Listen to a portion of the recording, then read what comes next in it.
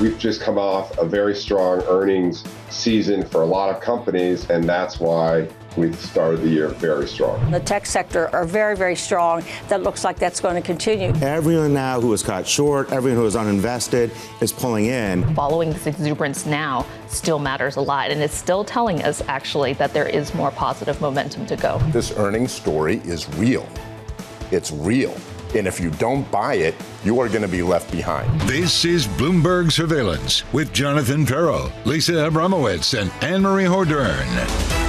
Let's get your week started live from New York City this morning. Good morning, good morning. For our audience worldwide, your equity market on the S&P 500, totally unchanged. Feeling the pain, and pain has a capital AI over at HSBC. Max Kettner, we got it wrong.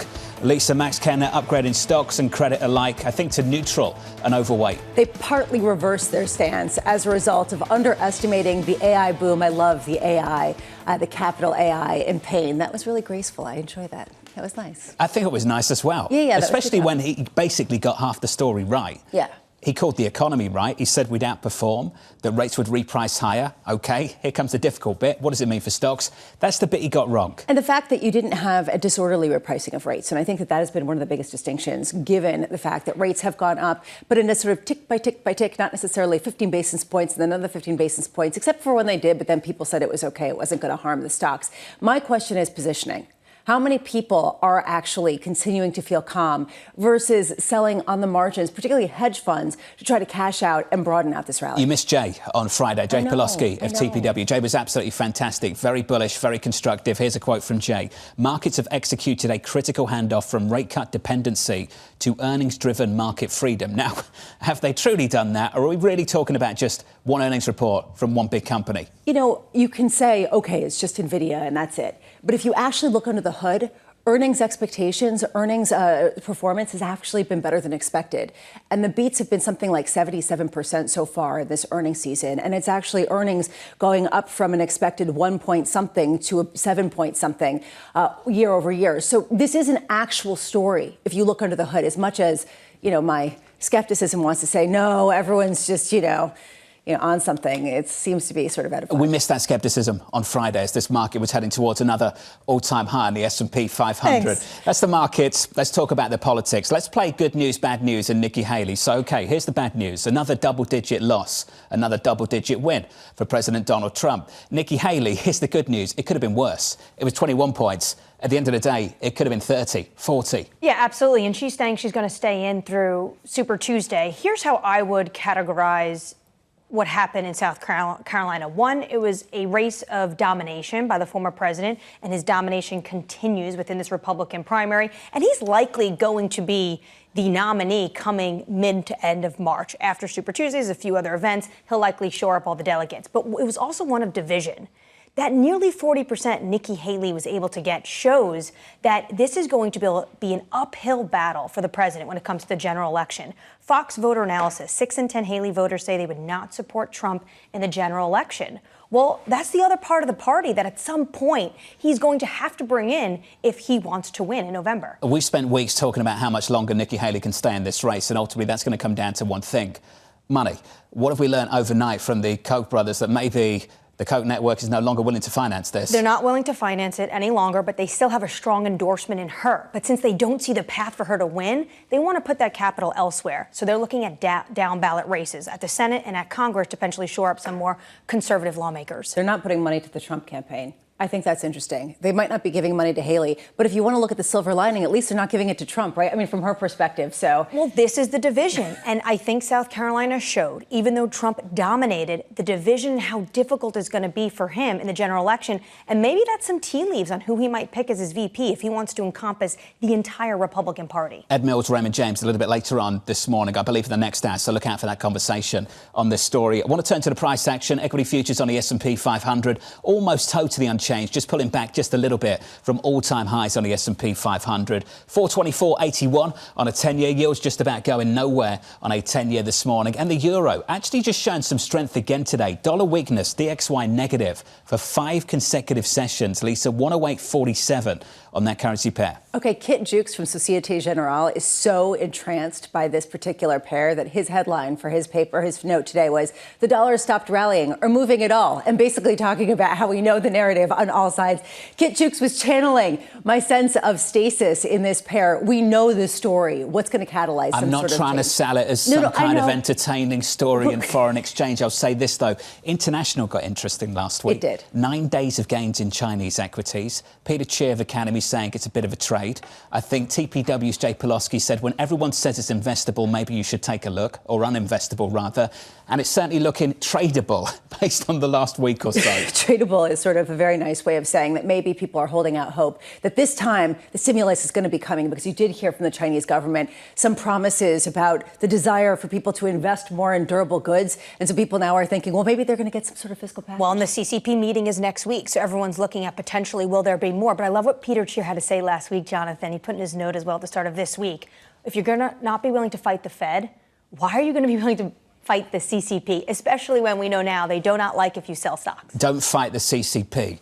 One of the headlines in that note. I saw the same thing. So equities are doing OK. Through the next hour on this programme, coming up, we'll be catching up with Sophie Lund-Yates of Hargreaves Lansdown as US growth continues to outperform. Jennifer Flitzen of Invesco as Donald Trump takes another step towards the GOP nomination. And Lindsay Piegza of Stifel, head of a busy week of Fed speak with inflation data on deck. We begin with our top story, the rally behind Nvidia pushing stocks to all-time highs. But Sophie Lund-Yates of Hargreaves Lansdown has a warning. Quote, there should be questions about how sustainable Nvidia's 98% market share of GPUs is. There's also relatively high risk from the fact that 5 companies make up about half of the group's customers. Sophie joins us now for more. Now, Sophie, we should talk about who those companies are. Those big 5, they are some of the biggest companies on the planet, some of the most profitable companies around the world. Sophie, is that a source of concern or a cause for concern?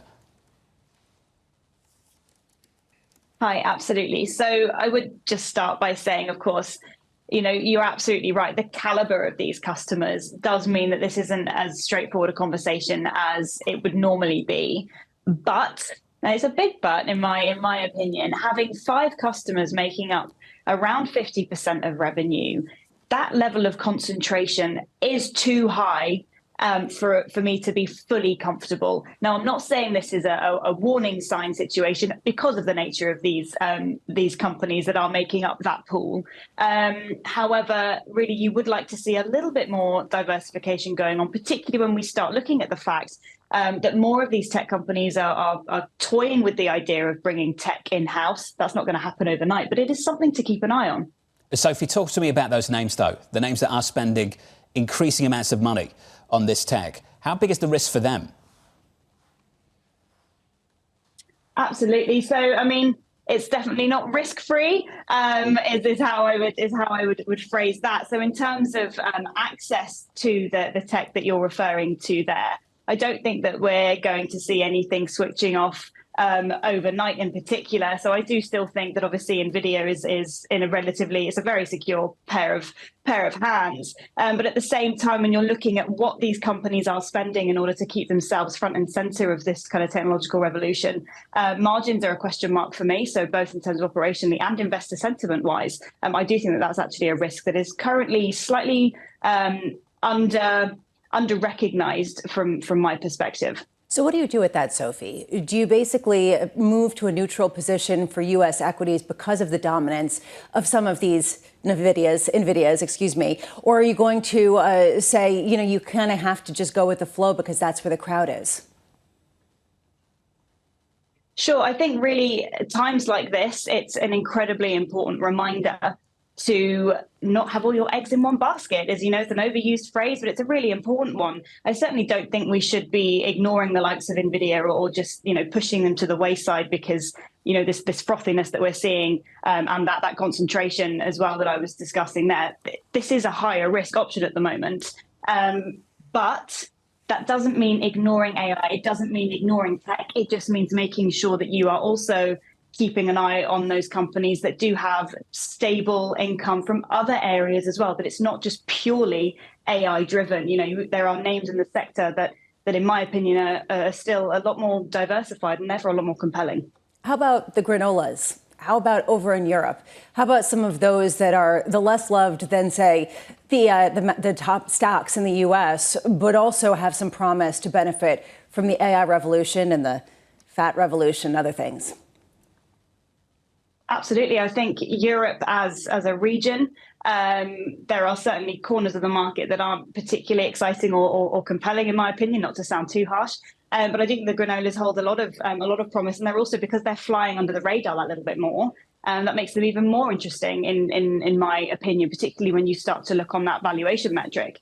And to strip it back even further, so away from granolas and into actually some of the options, particularly in the UK, there are some sectors, some bread and butter stocks, I'm talking here about financials in particular, where the valuation situation is really quite compelling. You know, we have the likes of, say, I don't know, Standard Chartered, you know, they're trading at less than the value of their assets. So their price to books are incredibly low. They have incredibly well capitalized positions, which protects those lucrative returns, those dividends. And I don't think that they're being recognized either. So Europe and the UK, some certainly interesting options for those that want to have a look. Well, if you look at Standard Chartered, though, they're heavily exposed to China. Does that make you nervous at all?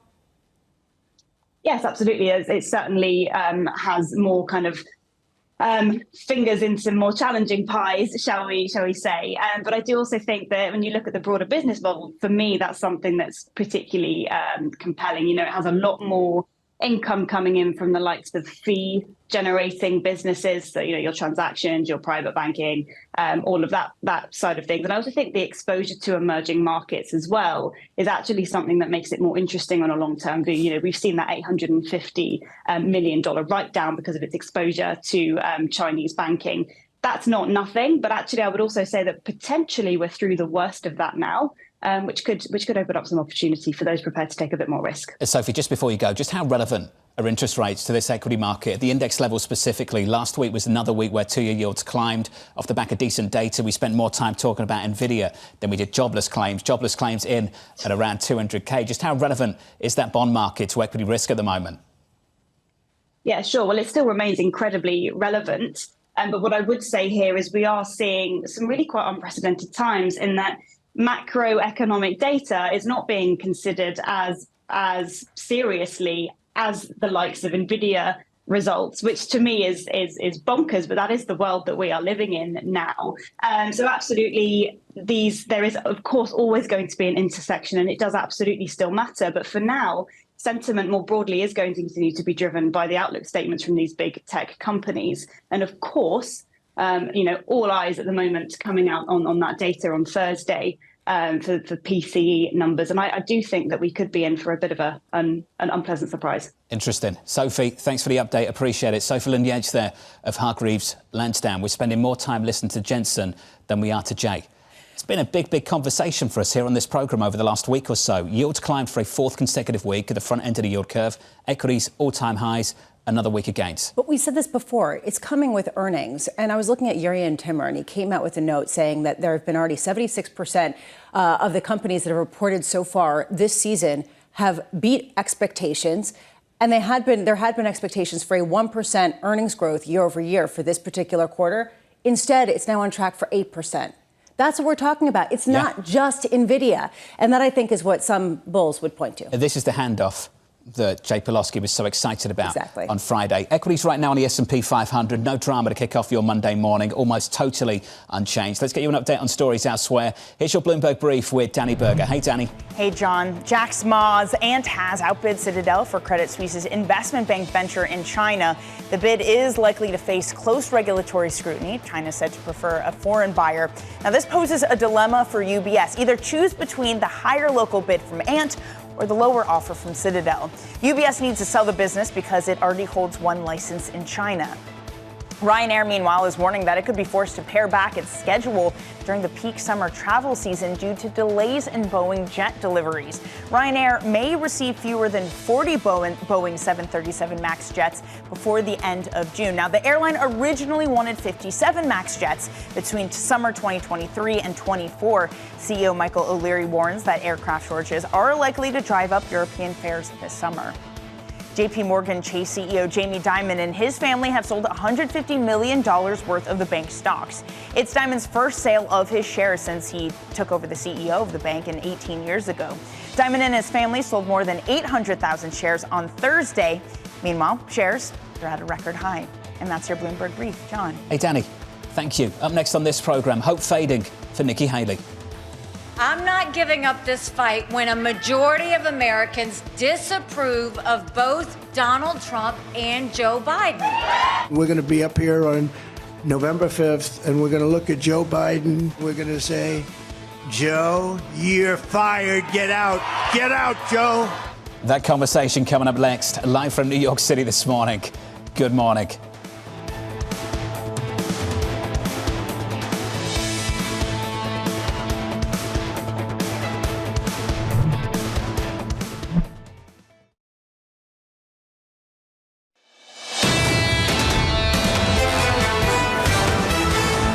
Live from New York City this morning. Good morning. Equities on the S&P 500 almost totally unchanged after closing Friday at another all-time high. In the bond market, your 10-year 4.2461. The euro against the dollar 108.50.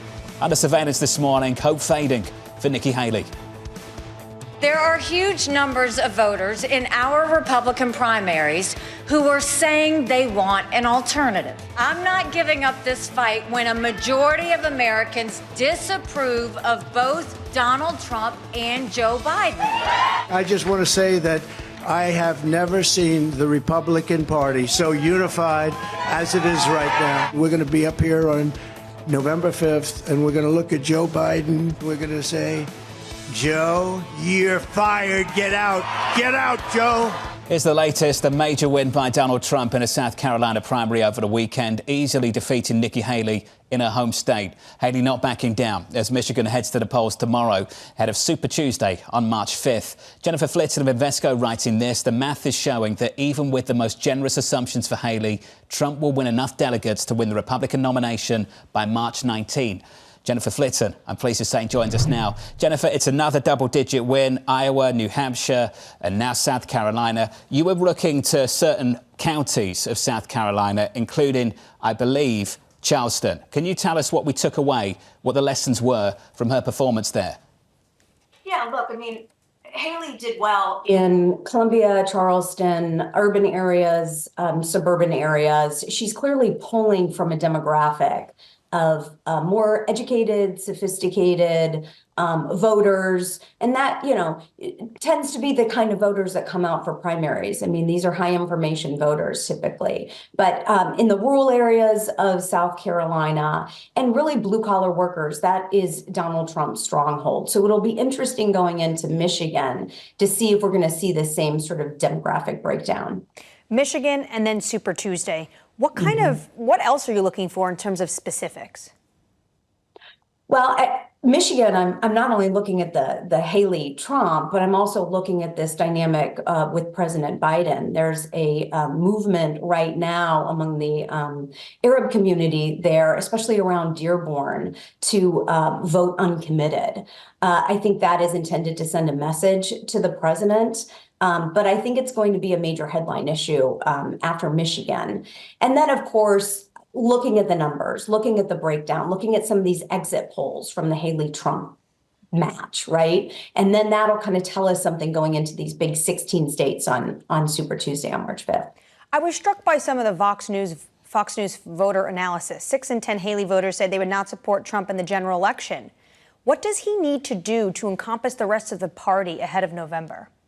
Right. And some of this is just typical, right? I mean, primaries are divisive. You're picking your horse. And in South Carolina, that Haley is a beloved daughter of South Carolina. And so you can see where some of that passion for her.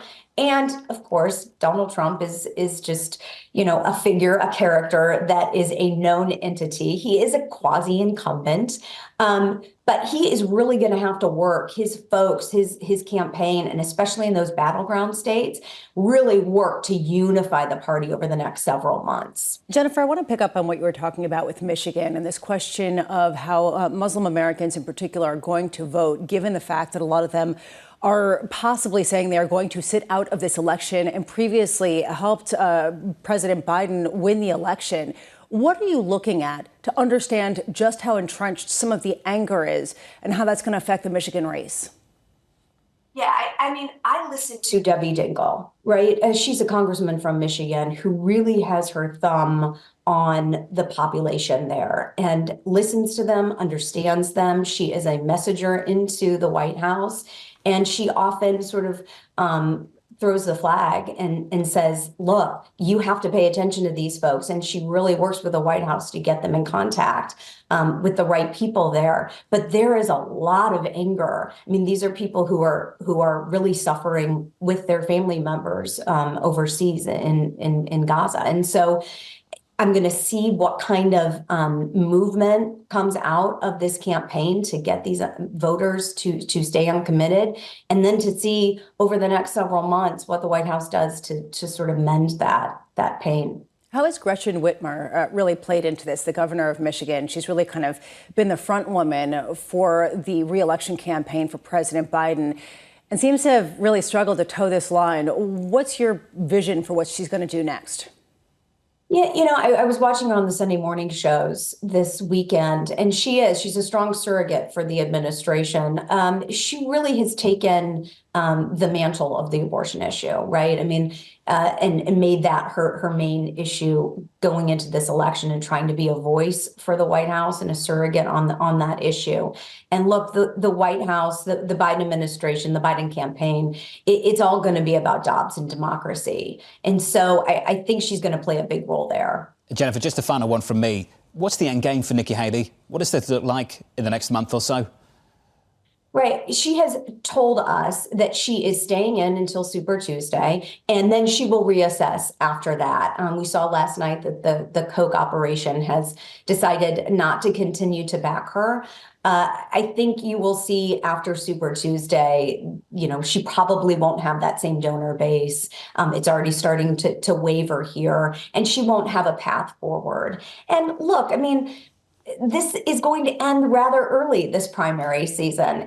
I don't think she's doing any damage to herself going up to Super Tuesday necessarily for future prospects, but staying in past that, I don't know if that's going to be a positive for her. I think my question is when she does leave the race, is she going to endorse Trump like she promised? And then will she endorse and sort of sneak away like DeSantis, or will she endorse and be a surrogate for this election? It's true. It's a big question. Jen, it's good to catch up. Jennifer Flitton there of Invesco. For those of you outside of the United States that may have missed how this played out on Saturday night, 7 p.m., as soon as that state and the voting closed, that state was called almost immediately. Camera pans over to South Carolina. Who's on the stage already?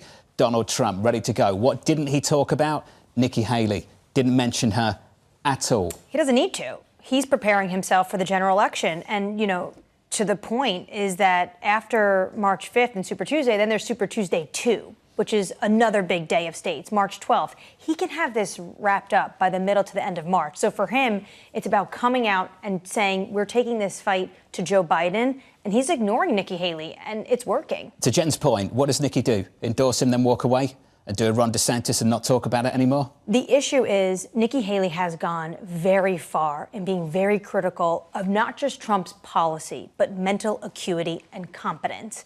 And I think that's an issue that not Trump himself and the campaign might have. The dissatisfaction with a rematch of what we saw 4 years ago is not going away.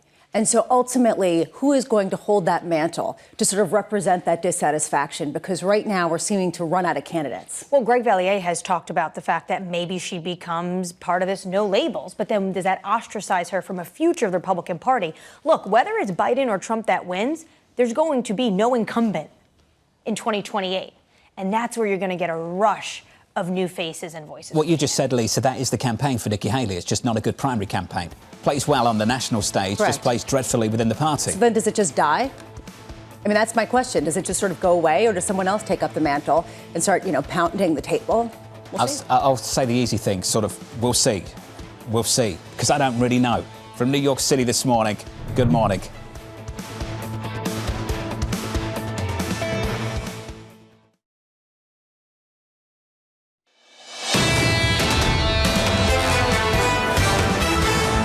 Live from New York City, kicking off a brand new trading week with equity futures on the S&P going absolutely nowhere. Going somewhere last week, that's for sure. On the S&P 500, all-time highs. On the Nasdaq, another week of gains. Do you know what was down on the week? The Russell. The small caps were down again this morning by a third of 1%. A little bit softer, Lisa, on the week last week. Here is where interest rates matter. Here is where Fed policy really comes into play, because this is arguably the sector that's most leveraged to rates remaining higher for longer. Good economic data is good news for the less capital-intensive, cash-rich companies that are minting money, less so for the rest of America. Regional banks, small caps really struggled last week. In the bond market, off the back of this, repricing yields higher again at the front end of the curve. We're talking about 4 weeks of gains on a 2-year yield, just short of 470 now, 469. We've talked about that 420 level a few times. That's where we ended January. At the end of that Fed meeting that day, at the close of that session, 420. Repricing rates higher, Lisa, at the front end by 50 basis points. At the long end, we have a 10-year now that's at 424.61. Yields down by not even a basis point this morning. But this week, you get some supply, don't you? On the 2-year, on the 7-year, through the next 24 hours. 2-year and 5-year today, 7-year auction tomorrow. It's going to be an interesting test. And then, of course, the key metric this week, honestly, for bond markets is the PCE report, that core inflation metric that comes out on Thursday. Do we get a sense that this is sticky? And if so, how much does that change the narrative that basically stocks can keep separating, for the most part, from bonds, and call into question just what stickier inflation really looks like? We talked about it with Sunfield Lund Yates of Hargreaves Lansdowne, the fact that we've talked more about Nvidia for good reason and hardly anything on jobless claims. Jobless claims are around 200K. Payroll's not this Friday, if you're looking at the calendar. I know it's the first Friday of the month, but it's going to be the following week on March 8th. But still, jobless claims near 200K. Just had a massive payrolls report for the month of January. If you get that confirmed in February, you get 2 months of that. We'll see how cool, calm and collected we are about the repricing that's taking place in the bond market. Right now, people don't seem worried about some sort of runaway inflation. They've taken off the risk of another rate hike. They basically are saying numbers look good now. They will soften. They point to credit card delinquencies ticking up. They point to cash balances going down, although I don't know what they're looking at because there's $6 trillion of cash in money market funds. And some of that's got to go to the consumer. If you start to worry about genuinely stickier, stronger economic activity, that will shift the narrative in a way that people are not prepared for. It does not seem like anyone is really counting on that as being a likelihood. Are you ready for a narrative shift in the FX market? The euro, a little stronger again, 108.51. I know we haven't broken out of this range, Lisa, but more recently on the dollar index, DXY, just shown some weakness, even in the face and backed up by some pretty decent data stateside. It's true. We haven't broken out, even with the U.S. trying to inflect higher. It shows that basically, if you look at the positioning under the hood, which Kit Jukes was trying to do as he tried to drum up some enthusiasm for basically what's been trading in a 200-day moving average pretty consistently, what he was saying was you could see that people are trying to position short dollar. They're trying to move to the next cycle of the phase, the next phase of the cycle, which is the reason why you're not seeing some sort of breakout. But, you know, this does tell you that if we do get some better than expected data in Europe, or if they cut rates first or whatever, that could be a catalyst for maybe something more interesting than this. At 103.76 on the dollar, DXY negative by 0.2%. Bramo is bored to death by it. Well, Under surveillance this morning. Let's get to your top stories. This one more interesting. Famed ETF manager Cathie Wood selling into the AI frenzy. ARK's autonomous technology and robotics ETF trimming shares of Taiwan Semiconductor and Nvidia on Friday. Wood's flagship ETF is also missing out on the rally in the world's largest chip maker and is lagging the S&P 500. The ARK Innovation ETF's largest holdings, Coinbase and Tesla, are both lower to start the year. ARK Investment Management is yet to comment after our reporting here at Bloomberg. This is what underperformance looks like off the back of not holding enough of what is really outperforming. And we talked about this last week. The career risk now of not owning Nvidia after the run-up of last year and the repeat act so far in 2024. The career risk of trying to be contrarian or trying to move into less loved stocks, albeit even within the Magnificent Seven, is really highlighted by Cathie Wood. I will say, though, she's not alone, and people love to hate on her because she's gotten a number of calls wrong, and she's basically been the poster child of a lot of the tech enthusiasm on both directions, all directions. But hedge funds also are cashing out of a lot of tech stocks right now. And it's basically just trying to cash out at the top and then shift, rotate. But it just hasn't worked again and again, and that's really one of the dilemmas here. Well, she hasn't held on to this since 2023. She says these three synonyms: easy, really expensive, obvious. But I think to your point, Jonathan, the career risk, like that one analyst who the night before when Nvidia results came out, had a sell, and then the next morning, when you see what it does after market, had a quick hold and buy. Some of the things that you just said, though, you could have said at any point last year. Easy, obvious, maybe a little expensive, and then what happened last year and what's happened at the start of this year. But that's the reason why this is such a difficult call. It's so hard to be an interesting thinker in a market like this, to be contrarian, to say, you know, you're missing this, because everybody is just staring it in the face and having to load in. It kind of goes against everything ingrained in good investment kind of thesis. Do you want to be right or do you want to sound smart? That's the decision you've got to make, right? You know, ultimately, Nvidia check for you. We're positive by a little more than 1% in the pre-market. Here's your next story. The White House ramping up pressure on House Republicans to pass aid for Israel and Ukraine. National Security Advisor Jake Sullivan calling on Speaker Mike Johnson to, quote, bust through the politics in his caucus. Senate Majority Leader Chuck Schumer leading a congressional delegation to Ukraine over the weekend, looking to reassure President Zelensky. Ukraine marking 2 years since Russia's invasion on Saturday. Zelensky saying 31,000 troops, AMH, have died in the war so far. Yeah, and that's the first time we saw him really put this kind of figure on those troop numbers. Schumer was there over the weekend, and what you've heard over the entire weekend, whether it's Jake Sullivan, Senate Majority Leader Schumer, was that it's not enough in terms of what Ukraine has right now on the battlefield. And for them to continue, they're going to need to have this U.S. aid. Speaker Johnson at the moment doesn't want to deal with his right flank, so he's not putting this on the floor. But tomorrow's going to be a key day. President Biden has the top 4 lawmakers from the House and the Senate coming over: McConnell, Schumer, Hakeem Jeffries, Speaker Johnson.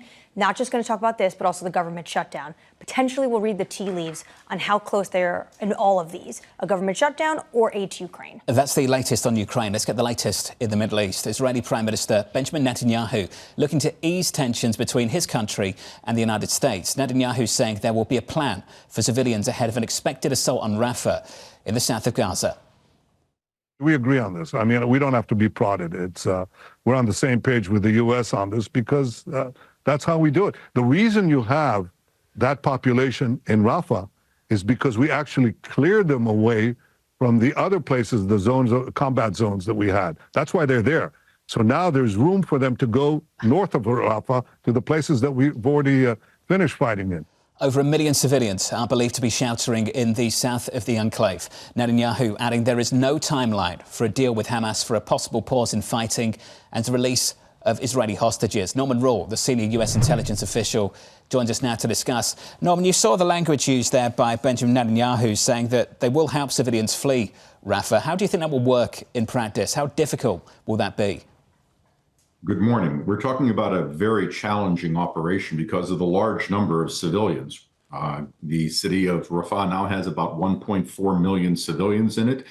This is a very small geography. We're talking about 12 miles approximately is the width of Gaza at this point. So the Israelis are going to have to move the population in several areas. There is a place called El Mawassa to the west. There's an area to the east. And of course, moving, as the prime minister stated, north into somewhat cleared areas in Khan Yunis. But the infrastructure is devastated. So they're going to require a lot of humanitarian support. The U.S. and the international community are working on this. Jake Sullivan on CNN said that we could potentially see something more firm for a hostage deal in the, quote, coming days. That's not the sense I got from Benjamin Netanyahu on Face the Nation when he was talking about the crazy demands of Hamas. How big is that gap between the Biden White House and Netanyahu? I don't think the gap is between the Biden White House and Netanyahu, but rather how each is perceiving Hamas's position. Currently, there is a general understanding of the contours for a hostage agreement between Egypt, Qatar, the United States, and Israel. About 40 Israelis would be released by Hamas for about 300 Palestinian prisoners and a 6-week ceasefire. Hamas has not yet accepted this. And although there are reports that Hamas has reduced its previous demands, which included a withdrawal of all Israeli forces and an end to the conflict, we don't have that confirmation yet from Hamas. On one hand, Netanyahu is planning to try to evacuate these Palestinians and planning for a ground assault on Rafah. On the other hand, he's dealing with these potential hostage negotiations. Which one is it going to be? Well, it's going to have to be both. The Israelis cannot cease their efforts to eradicate Hamas as a long-term threat to Israel. That is something that not just the Netanyahu government, but the bulk of the Israeli people believe in. At the same time, there is genuine political pressure upon the Netanyahu government to obtain the release of the hostages. About 134 remain, a number of which are dead. That's not going away either. So this is a very difficult simultaneous diplomatic dance. In the meantime, people are looking at the potential commercial implications and looking at the Red Sea and noticing that things are not changing. The Houthi attacks are continuing and ship routes are being changed on an ongoing basis. Norm, do you see any sense that there is going to be a shift to that, or is this the new normal? This is the new normal for the foreseeable future. The United States and its partners have committed to defending ships, escorting them to protect them from missile and drone attacks. And when we have a sense of the threat within Yemen itself, to conduct preemptive strikes to avoid attacks. This does not mean an end to all attacks. We've seen yesterday the Houthis fired a missile which missed a U.S. vessel, but it was only a few days ago that a Houthi missile struck a fertilizer ship, which is the first ship lost in this conflict. That ship remains listing in the area and could produce a considerable environmental disaster if it were to sink. I should add that we're attempting to send tugs to that ship to get it to Djibouti, but the Houthis have said that unless certain demands are met, they won't allow the ship to be evacuated. So what's the purpose of some of these attacks that we've seen by the U.S. and by UK allies against Houthi militants? What's the purpose of them if this is the new normal? Well, the attacks have significantly degraded Houthi capabilities. It has reduced the number of attacks the Houthis are capable of undertaking, and it has degraded the long-term offensive capabilities of the Houthis. This allows some traffic to get through. The French escorted one of their ships through the Red Sea with U.S. and UK assistance over the last few days. The problem is we're not achieving the old normal of what's going on. That has tremendous consequences for Egypt, which is losing hundreds of millions of dollars of revenue, and the international economy as a whole. We're just going to have to continue this, and the administration hopes that a ceasefire in Gaza will take away the energy from the Houthi drivers for these attacks. I'm not convinced. Norman, appreciate the update, sir. Thanks for being with us. Norman Rule there, former senior U.S. intelligence official on the latest in the Middle East. Lisa, the new normal is expensive. Port of LA director was with us on Friday, second busiest January on record. The record was coming out of the pandemic. So we're getting those kind of numbers going through the Port of LA because of the disruption you're seeing at the Panama Canal, because of the water levels, and because of this in the Middle East. And who is really expensing or covering that expense? You said it's expensive, but for who? It's not necessarily the United States. This is much more for Europe. So at what point is that going to be an increasing concern for European companies in a way the U.S. just isn't feeling? Well, this is what the British Chamber of Commerce has come out and said. This is affecting more than half of UK exports and their manufacturers. This is a big issue for European goods and on these vessels. Less so for the oil tankers willing to go around the Horn of Africa. You have a tremendous amount of U.S. oil coming onto the sea. But these goods, so goods inflation is something to watch. That's the latest on the Red Sea. Let's get you an update on stories elsewhere this morning. Here's your Bloomberg Brief with Danny Berger. Hey, Danny. Hey, John. A powerful Charles Koch-backed network announced it will no longer fund Nikki Haley's presidential campaign. It's a major reversal. Much of the Republican donor class had thrown its weight and money behind Haley as an alternative to Donald Trump. Haley was defeated in her home state of South Carolina over the weekend with a 20-point loss to Trump. Haley has vowed to stay in the race until Super Tuesday on March 5th. Goldman Sachs has won a $1 billion private credit deal with Mubadala. They plan to invest in the Asia-Pacific region with a focus on India. The head of direct lending at Goldman's money management unit said, quote, "We want to partner up with investors who have Asia exposure, and they want to go with a platform that has experience and track record." AT&T customers will receive a $5 billing credit after last week's widespread outage. The company says $5 is the average cost of a full day's service. Hundreds of thousands of subscribers were impacted by Thursday's disruption. AT&T blamed an incorrect process while it was expanding its wireless network. And that's your Bloomberg Brief. John. Danny, thank you. I'm just excited about my $5 credit. You're going to claim it? I'm going to leave that there. Up next on this program, the Fed's preferred inflation measure on deck.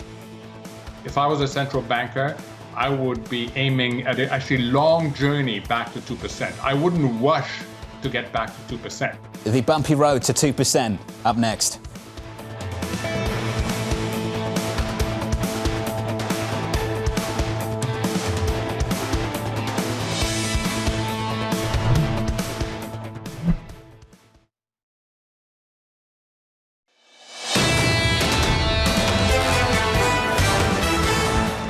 Stocks on the S&P 500 just about unchanged, slightly negative. We're down by 0.03%. Yields doing nothing. Quiet start to the week, 424.81 on the US 10-year. We like quiet starts sometimes. Under surveillance this morning, the Fed's preferred inflation measure on deck. If I was a central banker, I would be aiming at a actually long journey back to 2%. I wouldn't rush to get back to 2%. I think it's about 55% probability that we can get towards a stable inflation rate that's low enough. It won't be 2%, but that's low enough and that's stable enough that it anchors inflation expectations without crushing the economy. So here's the latest. A slew of data due this week with core PCE on Thursday. The median estimate in Bloomberg's survey seeing a rise of 0.4% from a month earlier, marking the second straight month of acceleration. Lindsay Piegza, chief economist at Stifel, writing, quote, while Fed officials have begun the conversation of eventual rate reductions, the pathway to removing policy firming will be slow and tempered. Lindsay joins us now for more. Lindsay, on the economy, are we rolling over or re-accelerating? Well, I think it's difficult to say, but from an inflationary standpoint, the risk is certainly to the upside, with the latest data far from convincing that we are on a sustainable pathway back to 2%. Remember, the Fed raises rates in order to slow the economy and arguably to break the consumer. But with the economy accelerating into the year end and the consumer still very resilient, it's not yet clear that the Fed has done enough to ensure that the U.S. economy gets back to a place of price stability. When you say done enough, do you mean they need to go higher or just hold where we are for even longer? Well, I would argue that the Fed does need to raise rates higher. But at this point, the committee has capitulated that 5.5% is the terminal level. That is sufficiently restrictive according to their models. So I do think at this point, the Fed is more likely to simply remain on the sidelines, keeping rates higher for longer rather than re-engaging in further rate hikes. But again, I'm not convinced that this is the right level for the Fed funds rate in order to get us back, ensure that we get back to price stability. Lindsay, what are you looking at in particular? Because this really goes against what we heard from Mohamed El-Arian, who was speaking on Friday with John and Anne-Marie, and other people who say there is weakness. It is coming. We just haven't seen it quite yet. Well, we're seeing a loss of momentum, certainly. When we look at 3.3% GDP, well above expectations in terms of year-end growth, but that is a loss from a near 5% acceleration in the third quarter. The consumer, when looking at personal consumption expenditures, down slightly. And when we look at the momentum of business expenditures, also beginning to slow. But looking out to 2024, that doesn't necessarily mean that we're going to see a material slowdown or force the economy into recessionary territory. Slower growth, a loss of momentum, absolutely. But we are looking for still a maintenance of around 2-ish% GDP over the course of 2024. One thing that an increasing number of analysts are pointing to are credit card delinquencies. And RBC Capital's Michael Tran came out with a model that showed that they expect to see a large increase in quarter-over-quarter credit card delinquencies in the second quarter of this year. With the new predictions, that basically brings us to 9 consecutive increases in delinquencies, which is 6 more than the previous record. And Lindsay, a lot of people are saying this is the early sign of stress in consumers that will show up increasingly in data. Do you agree with that? Well, we have seen an uptick in delinquencies, absolutely. And it's not to say, even with this resilience in part of the consumer, that households aren't feeling the pressure of higher borrowing costs, of higher prices, of the resumption of student loan payments. Absolutely, they are. But we're also seeing some organic offsets to that pressure and to the loss of more recent fiscal stimulus and pandemic savings, because we're starting to see decent gains in wages. Real wages turned positive at the start of last year, and that's continuing to gain momentum as we move further into 2024. So the consumer is under pressure, absolutely, and they are turning to credit cards. We have an outstanding balance of over $1.1 trillion. But we also have to put that in context of the health of the household balance sheet, because during the pandemic, we weren't just buying Pelotons, we were also paying down credit card debt.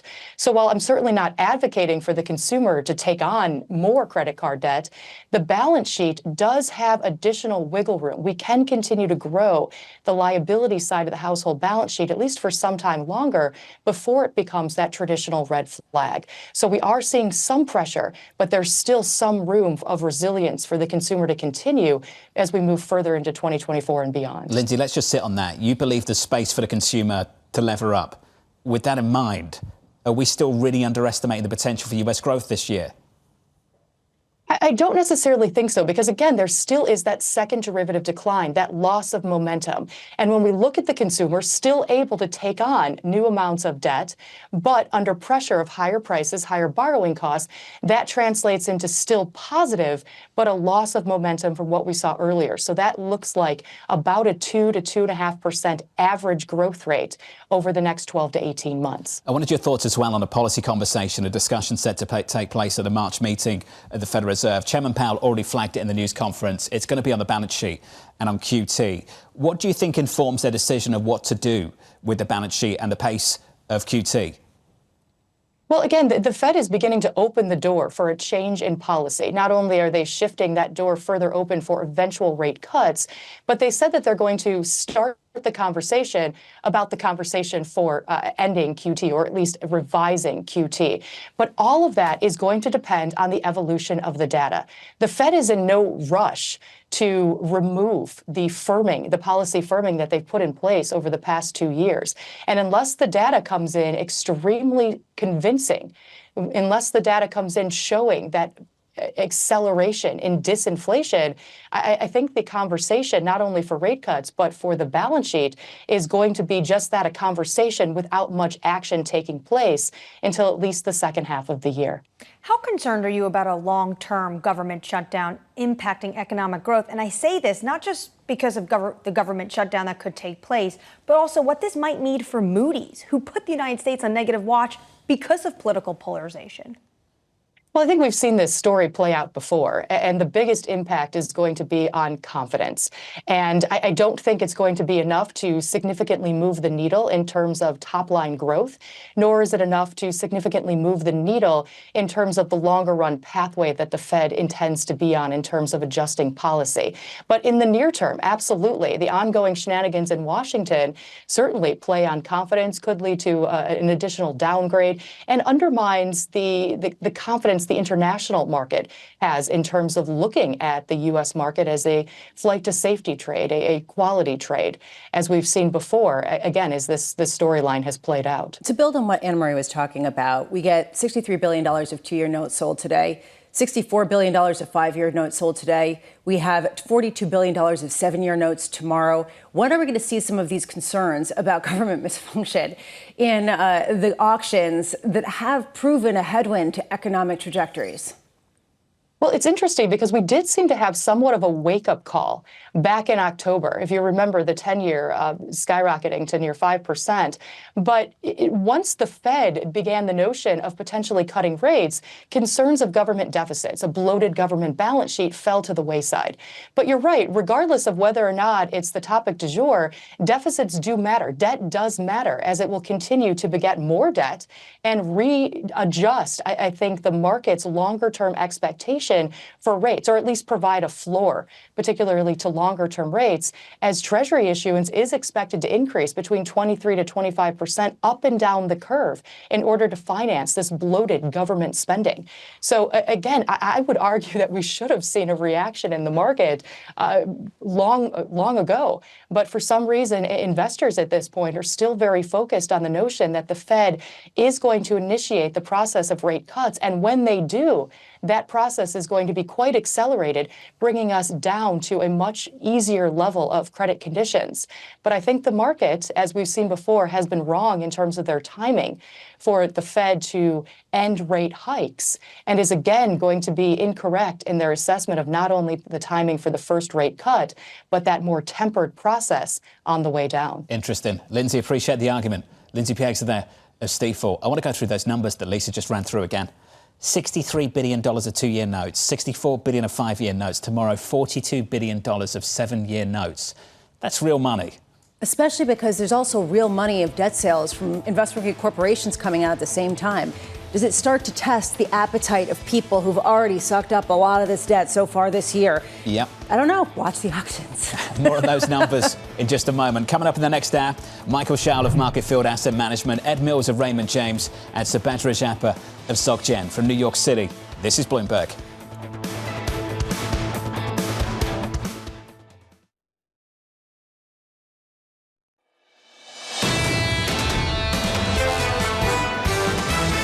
The market has not been very sensitive to what the Fed has done. At this stage of the game, just like the Fed, we're waiting for more data to try to assess what they're thinking. Right now, financial conditions look to be on an easing trend, right? So what is the rush? The longer that these policy rates stay elevated, the more that they're going to bite into the economy. If they don't cut in June, then you'll hear me say, oh no. This is Bloomberg Surveillance with Jonathan Ferro, Lisa Abramowicz, and Annmarie Hordern. Live from New York City this morning. Good morning. Good morning. For our audience worldwide, this is Bloomberg Surveillance alongside Lisa Abramowicz together with Annmarie Hordern. I'm Jonathan Ferro. Your equity market on the S&P 500 just about unchanged after closing at all-time highs in Friday's session. Lots of talk about Nvidia, not much talk about jobless claims. Jobless claims in and around 200K. And once again last week, for the fourth week, two-year yields climbed higher. Your two-year this morning just short of 470. Lisa, jobless claims has got to be a bigger conversation this week, going into payrolls next week. You raise a fascinating implicit question here, which is why are stock markets not responding more to the apparent strength in the U.S. economy that is inflationary? It is not the immaculate disinflation that so many people were talking about for so long. If you truly have that, do you have reinflation? Well, maybe not. But do you have stickier inflation that changes policy over a longer term?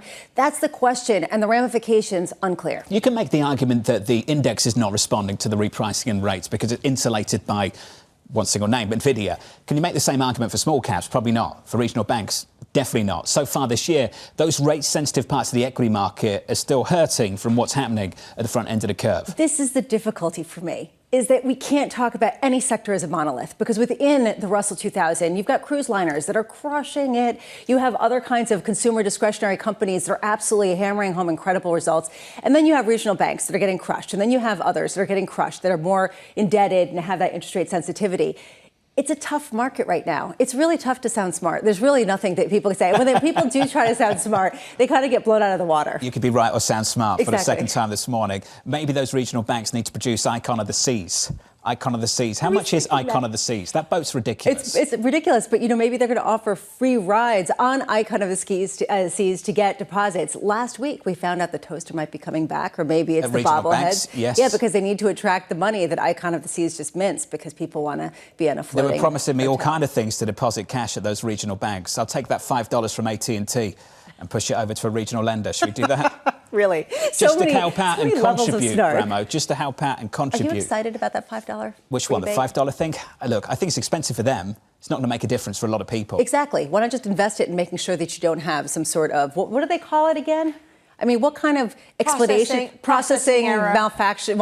What does that mean? It's going to cost them almost more than $400,000. I mean, that's about $500,000. It's going to cost way more than that. It's going to cost a lot more than that.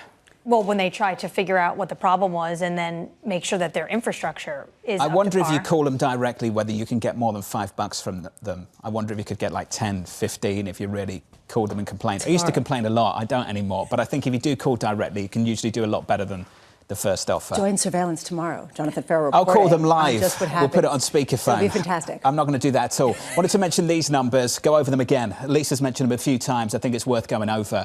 Two-year notes coming later, $63 billion worth from the Treasury, $64 billion of five-year notes coming later as well. Tomorrow, seven-year note.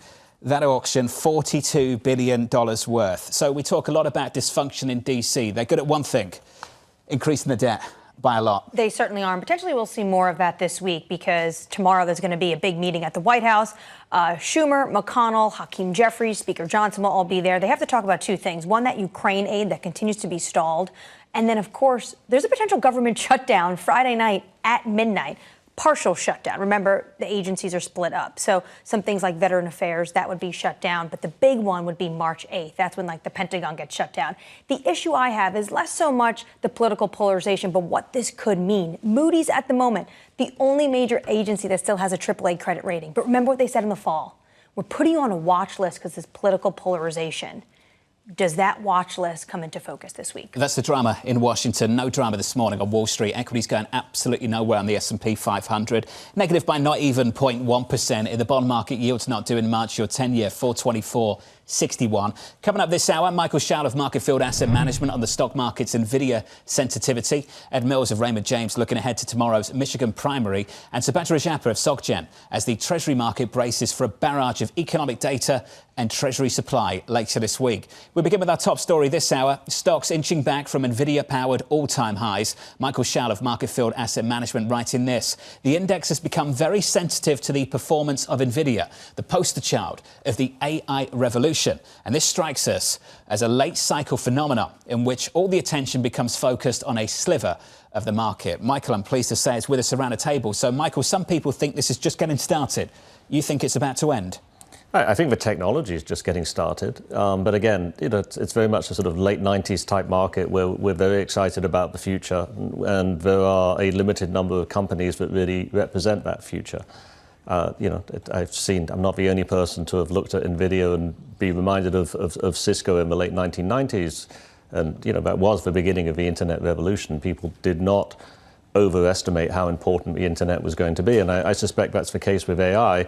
But markets tend to step ahead of long-term technological change. I think a lot of people would turn around and say there is a big, big difference. The customers are minting money as well. So you've got 5 customers who are the biggest companies on the planet, who make up about 40% of the revenue for Nvidia. They're real customers who make real money, paying for products from Nvidia, and Nvidia is minting money as well. This profit growth has been extraordinary. Isn't that the key differentiating factor between now and back then?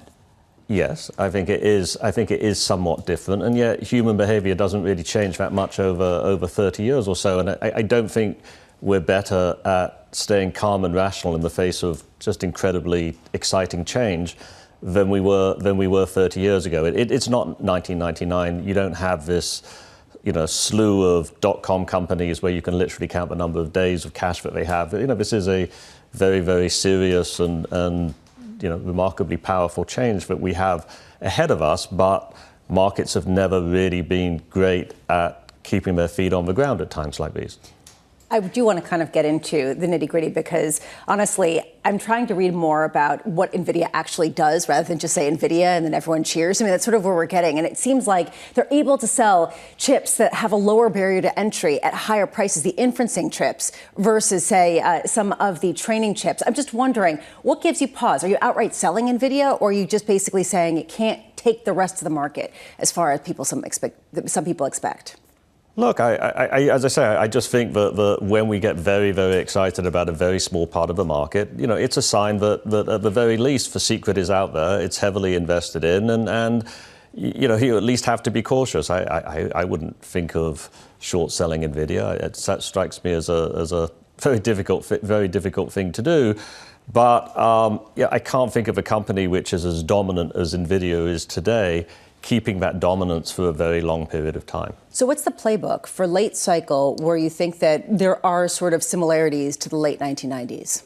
I think, the overall market is still okay. I think the economy is still okay. I think there are things I like about what's going on, particularly in global markets. I think we should be a little bit excited about Japan, which it's made its way to an all-time high. I thought Japan would make it to an all-time high, but I thought we'd be talking about it. I think, what's really remarkable to me is that Japan has got to an all-time high after, since 1989. I can't even do the math. What is it? 34 years. And we're not talking about it. So that excites me, that excites me a little bit. I think I give credit to people who understood what Nvidia was going to be 18 months ago, because that, again, rather like Cisco in 1998, was the right place, was the right place to be. But by the point that we get to, I wrote this on Wednesday night just before Nvidia, in fact, Nvidia had reported as I was writing it, so I knew it was going to be okay.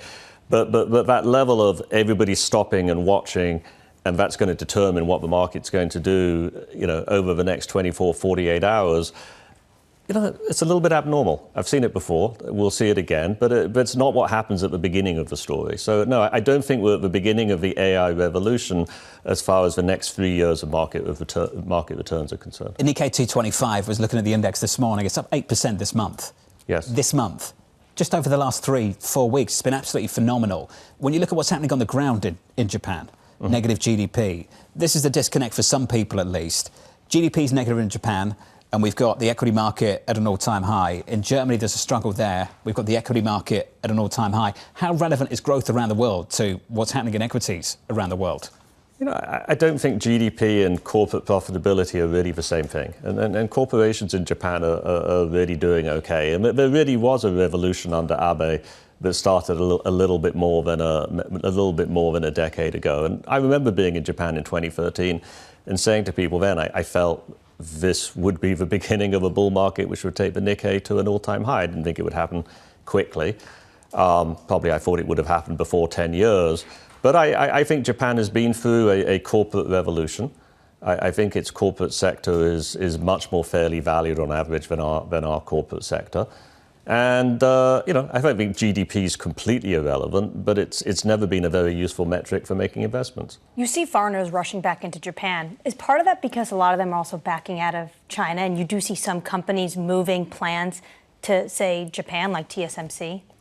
I think investors move much quicker than companies. I think, yes, absolutely. To the extent you have an Asian mandate, I think Japan has taken flows away from China, and quite rightly so. Maybe that particular trade has gone too far. But I think the Japanese corporate sector has been underestimated and largely ignored. And yes, you are getting a rush of money in, but what I would have expected was a rush of money taking the Nikkei to a new all-time high. What we see is a reflexive, oh my God, it's at 39,000. I never thought that was possible. It's up, God knows what, year to date. It's like 18% or something year to date. Now you're seeing some money come in, and yes, maybe that money takes it too far and we have to go through some sort of consolidation. But it's remarkable that what's still one of the world's key, global indexes and still one of the world's key economies can make its way to a generational high with so little excitement and so little conversation. So just to sort of zoom out and put these two things together, are you basically saying that we're not necessarily going to see a massive bust like the 2020s the 2000 bust, but we might see the U.S. underperform some of these other areas as tech takes less of sort of front and center kind of role? Yeah, I think that's a reasonable thing to say. I don't see the U.S. market falling apart right now. I think you have, we're forming a very, very overvalued, very, very narrow and in the end dangerous market. But I don't think it's going to fall apart first half of this year. Nikkei up 17% year to date. Isn't that amazing? 17% higher year to date. Especially given the fact that you've had the currency really underperform and people are really wondering what's going to happen with the Bank of Japan policy. And they're not necessarily going on a currency hedge basis, but there has been incredible enthusiasm around Japan. And we've talked about it a little bit. I just want to point that out. A little bit, yes. On this programme we have. Yes. OK, well, Michael, thank you. Thank you, buddy. Michael Shea, you can stay.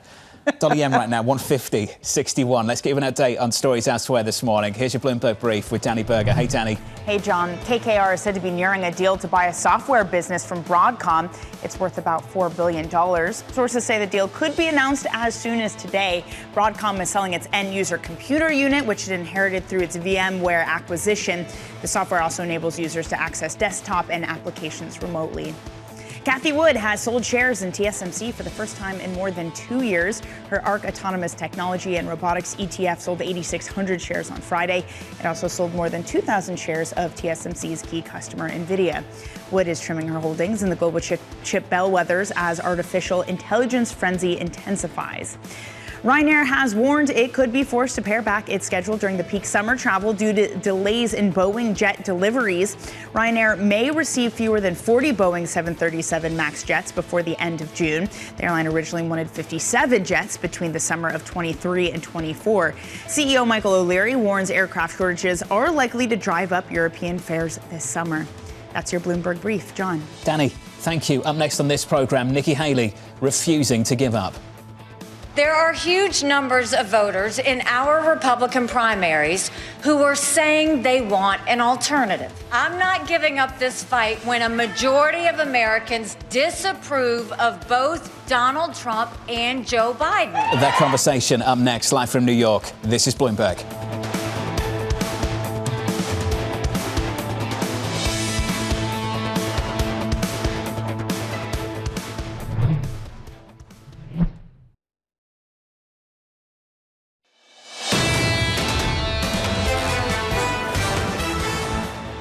Live from New York City, equities pulling back by 0.1% on the S&P 500, inching lower from all-time highs at the close on Friday. In the bond market, yields not doing much. Your 10-year 4.24. Up next on the program, Nikki Haley refusing to give up. There are huge numbers of voters in our Republican primaries who are saying they want an alternative. I'm not giving up this fight when a majority of Americans disapprove of both Donald Trump and Joe Biden. We're headed to Michigan tomorrow. And we're headed to the Super Tuesday states throughout all of next week. It's the latest. Undeterred by a 20-point loss to Donald Trump in her home state of South Carolina, Nikki Haley already in Michigan, trying to drum up support ahead of the state's primaries tomorrow. Ed Mills of Raymond James writing, quote, "We have seen Trump pouncing Haley in primary votes, but Haley has a commanding lead over Biden in hypothetical matchups. Looking for polling in a three-way race between Biden, Trump and Haley. This is particularly interesting given the exit polling in South Carolina that shows 21% of Republicans, or 20% rather, of Republican voters say they will not support Trump in the general." Ed Mill joins us now for more. Ed, we've been talking about the end game here for Nikki Haley. What do you think the end game actually is?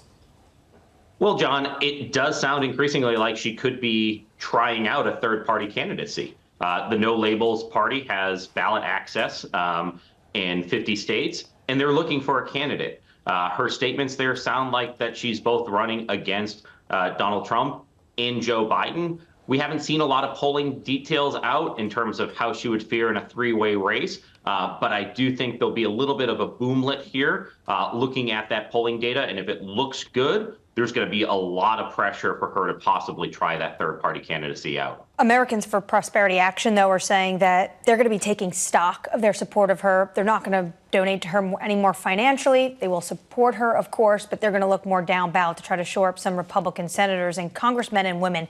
So if she was to take on a third-party approach, who's funding that?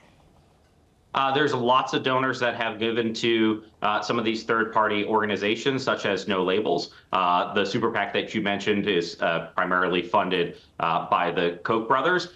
And, you know, when you look at the fact that Nikki Haley got 40% of the vote in South Carolina, her home state, but only picked up 3 delegates to Donald Trump's 47 delegates, that taking a stock and making a potential pause here is just a recognition of reality. Because as we go forward, we do have Super Tuesday where ballots are cast on a proportional basis for who gets the delegates. But after that, almost all states basically go to winner take all. So as long as Donald Trump is able to get a majority of these votes, he's going to get 100% of the delegates. So there's no path in that scenario unless Nikki Haley is actually able to get above 50%. But if you can't get it in your home state, that's very hard to get it outside of your home state. True, but Trump is bringing 60% within South Carolina. That's closer to 50 than 100%. He's basically an incumbent. And I was struck by what G. Elliott Morris had to say at 5:38 over the weekend. Quote, "If Biden was winning only 60%, people would be freaking out." What kind of trouble does this spell for the former president ahead of November? Annmarie, you know, the 60% in South Carolina is actually the high watermark so far for former President Trump. He was at 51% in Iowa, 54% in New Hampshire. And when we look at previous presidential elections, when you do have an incumbent, Donald Trump is not an incumbent, but the closest thing we've had since 1875, where a former president has run for re-election after losing the previous election. If you're not getting kind of those high 80, 90%, that shows a lack of enthusiasm among the base. Joe Biden, for example, got 96% of the vote in South Carolina in a primary a couple of weeks ago. So comparisons is some alarm bells for kind of who's going to show up in November. And I do think it's a reflection of, you know, we see a lot of polling data that the majority of Americans don't want this matchup, but this matchup is going to be close and probably won by the group that does not like either candidate, but can win over that group that does not like either of them. How excited are you to talk about this for the next 9 months? You know, I like to talk about policy. I think we have a government shutdown coming at the end of this week. huge policy implications on a defense bill, a tax bill looming out there. So it's part of the job, but the DC kind of one takes over the other at various points during the year. If you like policy, and I'm with you, and frankly, I don't know that I hide it that well, but it's just not that thrilling for me to talk about this matchup that no one wants to see. But why are we not talking about why we have the situation to start with? Isn't this a complete indictment on the primary system that we have? I think that will be litigated. What we've seen in the past is that when we have gone through the primary cycle and we've produced outcomes that the voters or the party don't like, that's when the system gets changed. So after a disastrous convention in 1968 for Democrats, that's why they have superdelegates. I remind folks that there's still those superdelegates out there today. So if something needs to happen come the Chicago convention here in 2024, does the history repeat itself where those superdelegates can make a change if they want to? Republicans can still make a change if they want to going into the convention. It's just unlikely at this point. When you say if something needs to happen, what do you mean, Ed?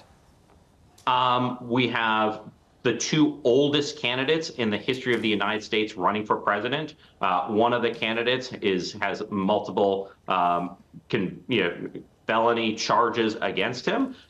There is a lot of uncertainty in terms of what is the final result of this race, especially since it is so close. And so I'm in this camp where we think we know what's happening, but are there some unknown out there that's going to fundamentally change this race? I wouldn't be shocked. Obviously, I'd be surprised. But this is not a race that seems fully settled in most of the people that I talk to. When I go around talking to clients at Raymond James, our financial advisors, there's a sense out there something could happen that upends this race. So that's what I'm talking about, John. Ed, thank you, sir. Appreciate it. Ed Mills of Raymond James. I'm not sure if that's a sense or a hope that maybe things change. I keep going back to Libby Cantrell being like, Jamie Dimon's not going to be running. Like, this is it. Oprah Winfrey's not going to be running. It's going to be Trump versus Biden. Stop it with all the speculation. And yet.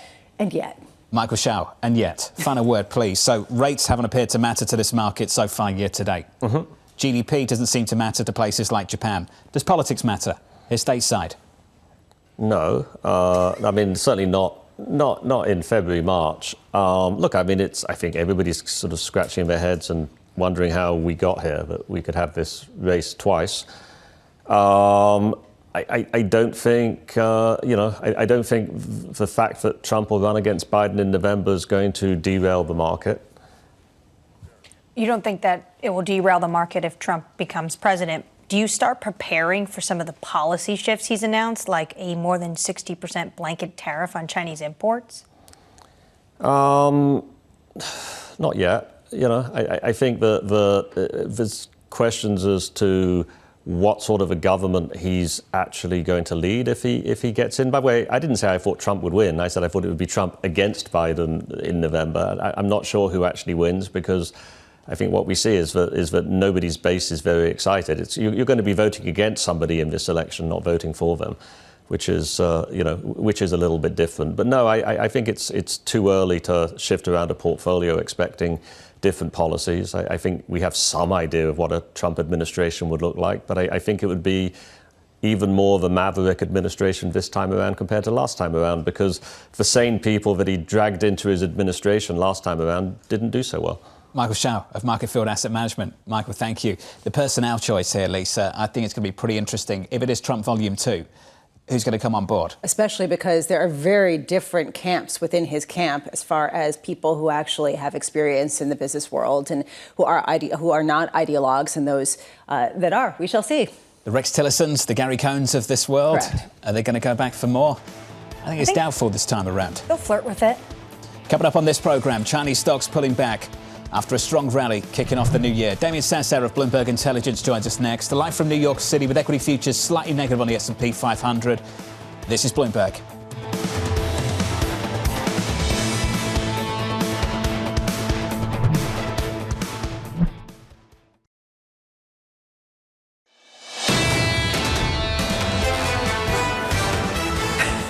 Stocks just inching lower on the S&P. You want to talk about this? No. No, I didn't think so.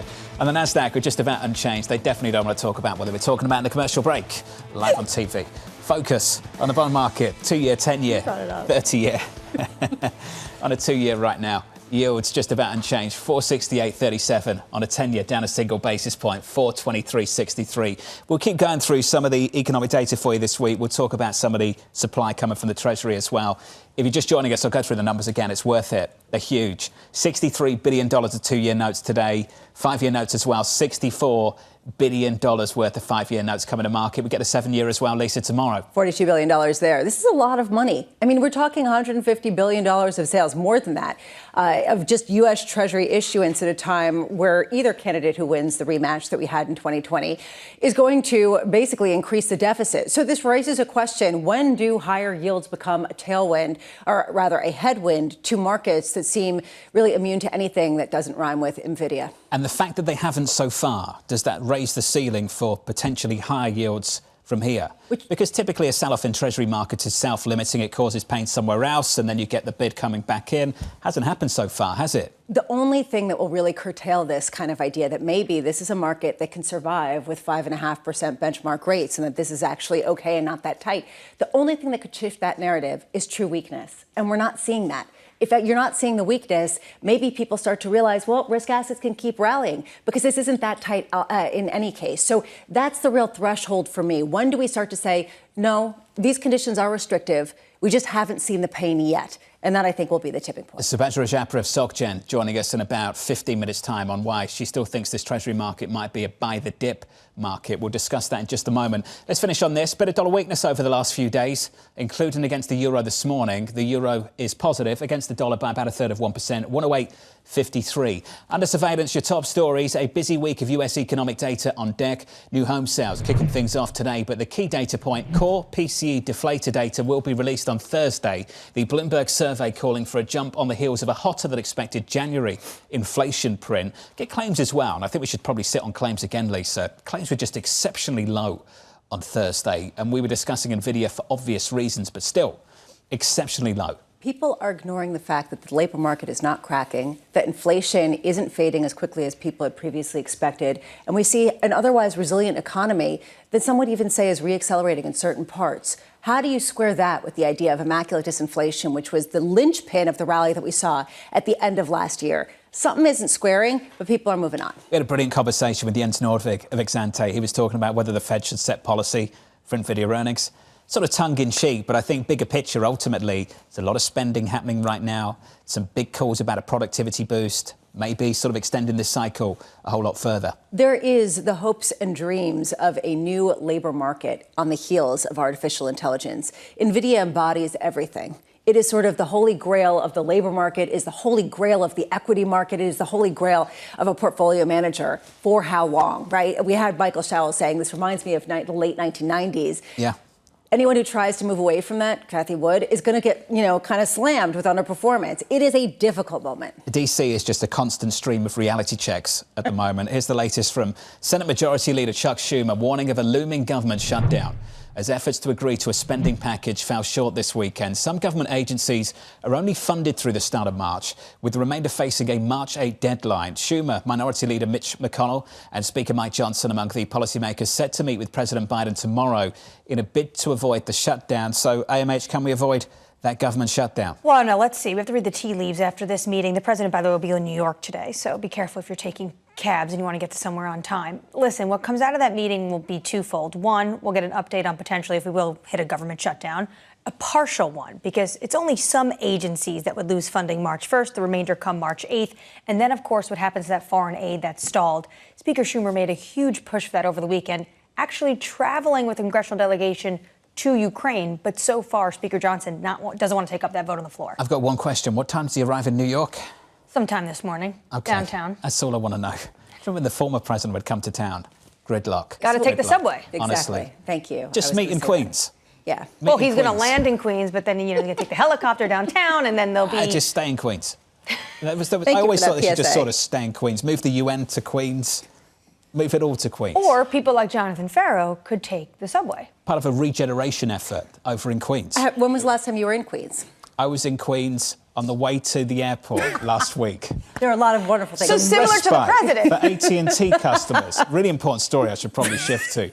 Affected by last week's network outage, with the company saying they'll issue a $5 credit on their wireless accounts. Hundreds of thousands of customers were left without service on Thursday due to the outage, which the company said was caused by a, quote, incorrect process occurring while it was expanding its wireless network. Hardly anybody is taking that on face value. Everyone's asking follow-up questions. What was that? Well, I mean, yeah, because incorrect processing value, incorrect processing procedure doesn't mean anything. This does not resonate or compute with why you should have an outage from 9 a.m. to 3 p.m. And oh, by the way, if they're going to offer $5 per person, if they're going to be paying millions of dollars to their subscribers, shouldn't they invest that in making their processing changes maybe a little bit more efficient? I'm just throwing that out True, there. but people are furious. So what they don't want them to do is go over and join Verizon. But to John's point, people might call and actually say, I actually need more than $5. I couldn't even call 911 that morning. But to the point about this processing error, it continuously reminds me of when an engineer comes over to fix your computer and says, did you turn it off and turn it on? The U.S. government is looking at whether or not this was a cyber attack. And that is the cloud that remains over AT&T, in my opinion. I think that's the query we all have. What was it really? What was it really? And they keep repeating the same thing. Let's turn to China. Stocks in China pulling back after a strong rally following the Lunar New Year. The CSI 300 closing down 1%, snapping a 9-day winning streak, its best run since 2018. The index now positive on the year as a string of support measures in China, including state buying and short-selling restrictions, take effect. Damien Sassad, Chief Emerging Markets Credit Strategist at Bloomberg Intelligence, joined us around the table. Jay Pulowski, TPW, he said, when everyone starts to say it's uninvestable, maybe you should take a look at it. Is that what this is, a trade and not an investment off the back of some real fundamental shift? I mean, it's definitely a trade. I mean, but it depends which part of the China market you want to invest in, right? I mean, I can make an argument that China government bonds are still a great buy. I mean, they have been, they probably are the only fixed income sector globally, or one of them that's actually positive year to date. So look, if you believe that the dovish bias at the PBOC is going to continue, which I believe it will, maybe buy China government bonds. I'm not advocating that, but you're talking about equities. And equities most certainly are a trade. And it's trade. I mean, look, if you just look at volumes, if you look at momentum, yeah, maybe sure you want to time the bottom and you want to try and buy the dip here. But, you know, from an investment perspective, again, I stand by the fact that it really is investable. Fundamentally, it's just going to be very difficult to get behind Chinese equities in this current environment. You mentioned Chinese government bonds. Let's talk about them just for a moment. Can you walk us through the difference between what's happened with Chinese government bonds this year and what's happened with treasuries? The data in America has been decent. Yields in America have repriced higher.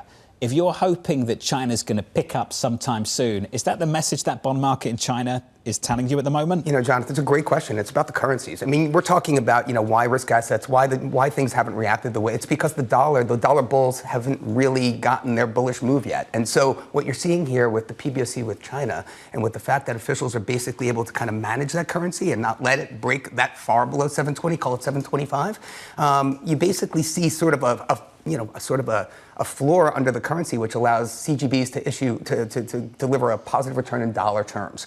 So I think that's one of the real forces here that's kind of holding back risk assets. The fact that the dollar is just not living up to the bullish dreams that a lot of people thought it would here, you know, with rates kind of backing up here in the U.S. So I think that's something that you have to watch very closely. What does it say about sentiment if people say, if everyone else is saying it's uninvestable, let's go? I mean, does that tell you that it's sort of reached a certain threshold of risk taking? I mean, look, I mean, people would also have you look at the data. They'd have you look at PMIs, which are trending higher globally right now, and certainly in emerging markets. And if you look at EMFX, that should track well with where PMIs are going, but it just hasn't done that yet this year. If you look at EM local, we're down 2.5% year to date. I mean, even the EM carry currencies, those in LATAM and EMEA, haven't really held up as well as one would expect. And you see now, finally, central banks across the EM landscape starting to cut. We're going to see Hungary cut by at least another 75 bips tomorrow, probably 100 bips. And so that's just a precursor of what's happening here. This higher interest rate regime we're in, now rates are compressing, now carries compressing, is now the time to kind of back out of your sort of, you know, bullish non-dollar trades or investments. Sorry, Jonathan. I don't know if that's the answer yet, but I think, you know, for the most part, yeah, I think it's probably wise to play for a little bit of dollar strength here because, look, Of all the factors that are driving currencies, relative yield differentials have by far done the heavy lifting of all our models, and I think that's going to continue here for the next 3 to 6 months. You really don't want to talk about China, do you? No. Okay, well, but it's because you're just trying to diverge talk to about all of the Singapore? rate. Let's talk about the Taylor Swift effect on Singapore. I don't want to talk Jonathan about the Taylor loves to talk Swift about effect on Singapore. I still want to talk about China. I'm sorry, but it is the world's second biggest economy, and a lot of people are trying to figure out, okay, yes, rate differentials, risk-taking, et cetera. Why is it that the Bloomberg Commodity Index has reached its lowest level going back to 2021? Why is it that everyone's been hoping and dreaming for some sort of stimulus package from China that hasn't materialized, even though they've talked about it and flirted with it and given some rhetoric to that effect? Why are we not seeing the resurgence that you're seeing on the margins in some of the data? Because I think all the money that's being raised in China is used to pay off their leverage and their debt. It's not being used to invest in new projects the way we had hoped, right? And so you're not seeing that demand for exports from Brazil, from Chile, from South Africa, from commodity producers writ large as you would have expected to see at this point in the cycle.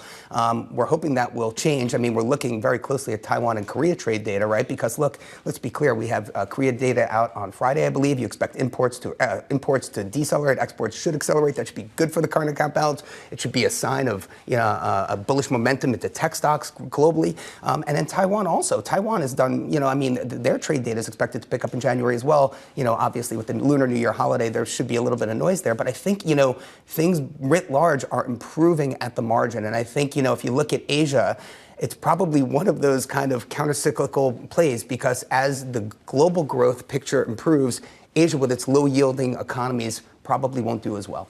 The U.S. Chamber of Commerce head is in China this week. Do you think the worst is behind the way U.S. businesses think of trade relations with China, at least until the November election? Well, I think you make a great point. I think one of the reasons the dollar is actually trading rich in most people's models is because of the tariff premium, which is now being baked into it because of a potential Trump reelection, right? I think that is something that a lot of eyes are on.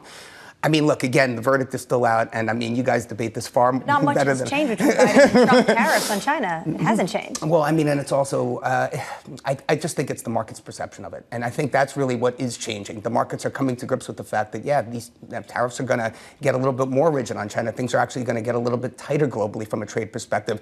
And the outlet now, Korea, Taiwan specifically, Vietnam is another, Mexico is another. We're going to see, current account balance, we're going to see trade data out of Mexico this week. It's all pointing to the fact that you're seeing this sort of swapping out of China into these other markets, and these other markets have not yet felt the benefit in terms of their asset prices rallying, but their economies aren't improving, Annmarie, and I think that's what we're looking at here. The Mexico shift is absolutely amazing. Damien, good to see you. Great to catch up. Damien Sasson there of Bloomberg Intelligence. Equities right now on the S&P 500, down about 0.1% on the S&P. Anything but China. Just remember that next time we book Damien. I get Anything but China. No, but then he's really smart on China. That's the amazing thing. He had that brilliance that came out afterwards that gave me a sense of why we're not seeing that dominance in the economy, because it's all going to pay back debt. I think so you that's can come back to talk about China. 100%. Kicking and screaming. You're allowed back. Damien, thank you. Let's get an update on stories elsewhere this morning. Here's your Bloomberg Brief with Danny Berger. Hey, Danny. Hey, John. Britain's top antitrust enforcer has opened an investigation into 8 home builders over concerns of potential information sharing. The Competition and Markets Authority has opened a cartel investigation into the companies, alleging they may have exchanged competitively sensitive information. Regulators say that the info could be impacting site build-outs and new home prices. An initial information gathering stage will take place until December. Disney and Reliance Industries are said to have signed a binding pact to merge their operations in India. Sources tell Bloomberg that Reliance and its affiliates are expected to own at least 61% in the new entity, with Disney holding the rest. The new business is set to make a formidable media giant in one of the world's fastest growing markets. Disney has struggled to retain subscribers in India, where Reliance has cornered a large part of the local entertainment business in recent years. Cathie Wood has sold shares in TSMC for the first time in more than 2 years. Her ARC Autonomous Technology and Robotics ETF sold almost 8,600 shares in Taiwan's largest company on Friday. It also sold more than 2,000 shares of TSMC's key customer, Nvidia.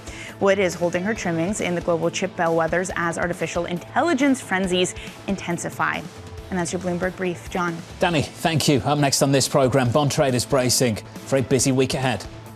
We're going to be buyers. 450 to 475. We still believe that. We still believe we'll have lower yields by the end of the year. And we think because of the sell-off, this makes a great buying opportunity. Buying the dip of the bond market, that conversation just around the corner.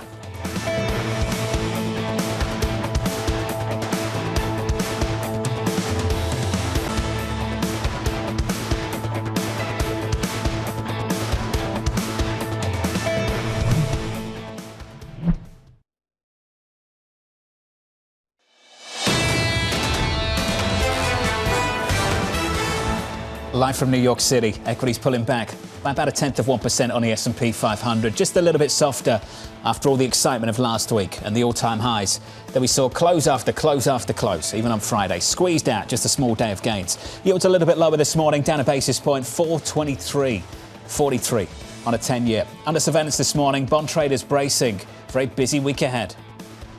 We're going to be buyers. 450 to 475. We still believe that. We still believe we'll have lower yields by the end of the year. And we think because of the sell-off, this makes a great buying opportunity, from a valuation perspective compared to 2023. The thing I like to say is valuations are not a timing tool, which is why we're tactically short now heading into the auctions, and we'll come out long. Here's the latest this morning. Yields retreating from year-to-date highs ahead of 2- and 5-year auctions later today. This as traders prepare for more economic data throughout the week, including PCE data on Thursday. Subhadra Rajappa of SocGen writing, quote, as the immaculate disinflation narrative hits a speed bump, the Fed's data-dependent approach likely implies a gradual policy easing path and a higher terminal rate. The longer the Fed keeps policy elevated, the greater the impact will be on the broader economy. We continue to believe that risks to yields are biased to the downside. Subhadra Rajappa with us around the table. Subhadra, great to see you. Why is this still a buy-the-dip bond market for you? Because we're at the end of the cycle and the market is not going to challenge the Fed like they did last year. August, September of last year, we saw the sell-off. 10-year yields rose dramatically in a very short amount of time. This is a very different time frame. The Fed is telling us that they're going to cut rates 3 times, and the market's not willing to challenge the Fed. Equity markets aren't hurting, even though we've repriced rates higher. Stocks are at all-time highs. High-yield spreads are at the tights I don't think we've seen for a couple of years now in high-yield credit. Doesn't that just lift the potential for yields to go higher? Lisa and I were talking about this in the last hour or so, that usually bond sell-offs are self-limiting because they cause pain somewhere else, and then the buying comes back in. We haven't seen that so far. Does that lift the potential for yields to go up a little bit more? Probably does, and that's why we've seen the yield, 10-year yields especially rise from around 4% to 4.25%. I think that's part of that narrative. Financial conditions, as you pointed out, are extraordinarily easy. The Fed has its own financial conditions index that they put out that looks at the interest rate sensitivity of the economy, mortgage rates, as well as a variety of other interest rate metrics that they look at. And it shows that financial conditions, even by that index, is quite easy. That said, I think that the market, at least the front end of the Treasury yield curve, the 2-year, is going to be priced to the path of the Fed. And I would say that the 2-year, the front end of the yield curve, is very efficiently priced in for a Fed path that's quite benign for the next couple of years. So can you just give me a sense of why inflation would continue to go down if we do have pretty loose financial conditions and signs of ongoing strength in the ability to spend money? Yeah, that's a very good question. And I think that's exactly the speed bump that we hit in last week's data because of the fact that we saw that the consumer, broadly speaking, is still extraordinarily resilient despite higher interest rates. The spending has been extraordinarily robust. We don't really see a path from here on for a steady decline in inflation. If anything, I think you're going to see this back and forth.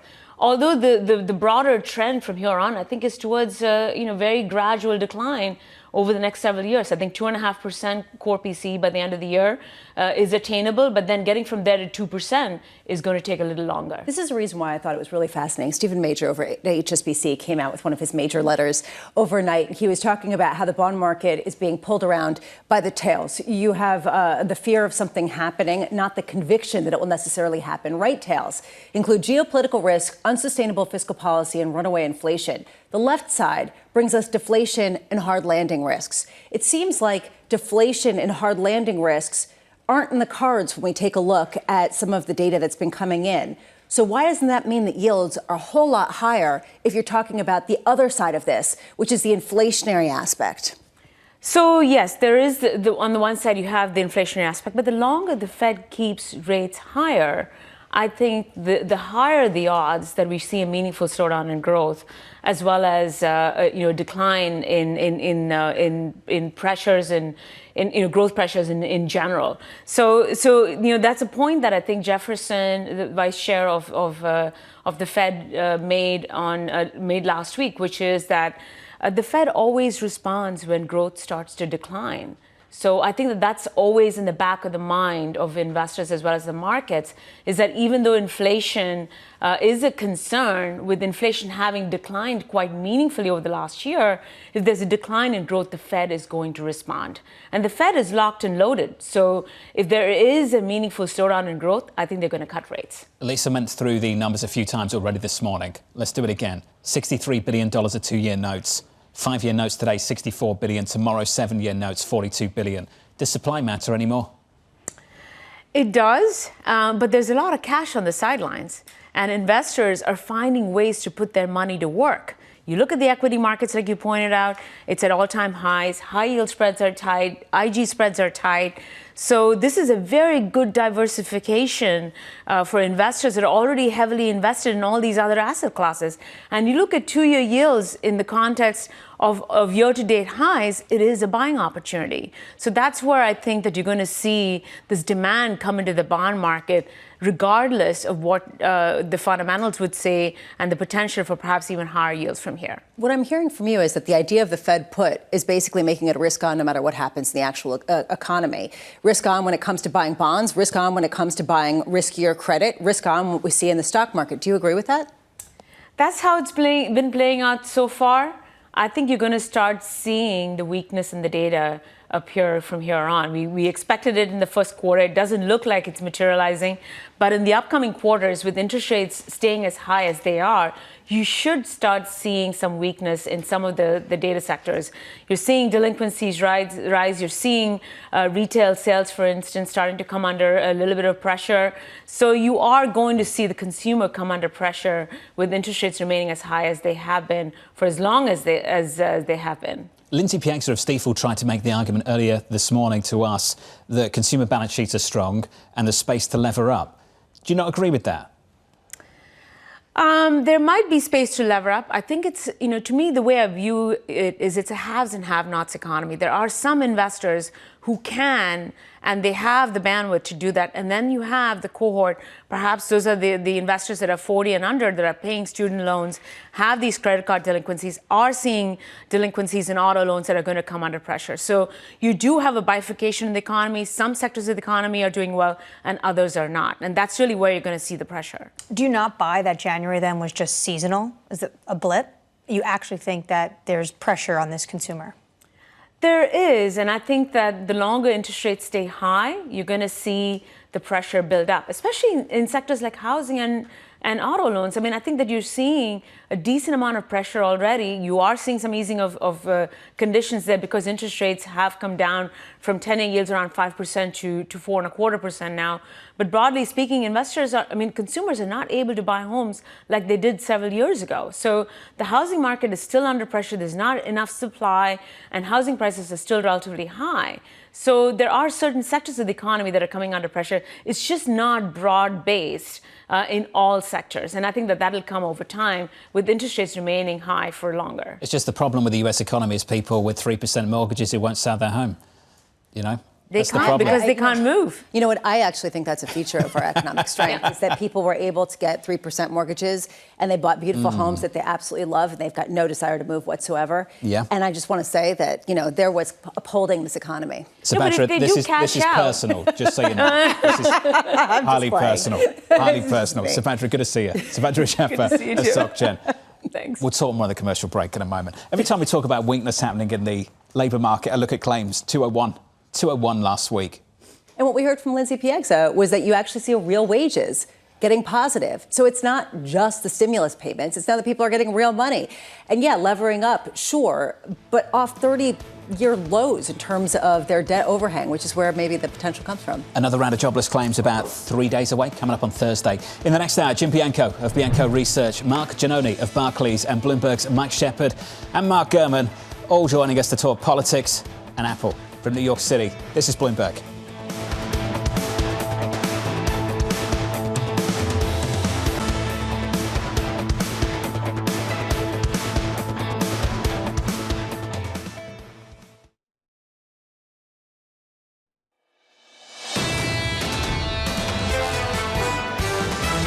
We've just come off a very strong earnings season for a lot of companies, and that's why we started the year very strong. The tech sector are very, very strong. That looks like that's going to continue. Everyone now who is caught short, everyone who is uninvested is pulling in. Following this exuberance now still matters a lot, and it's still telling us actually that there is more positive momentum to go. This earnings story is real.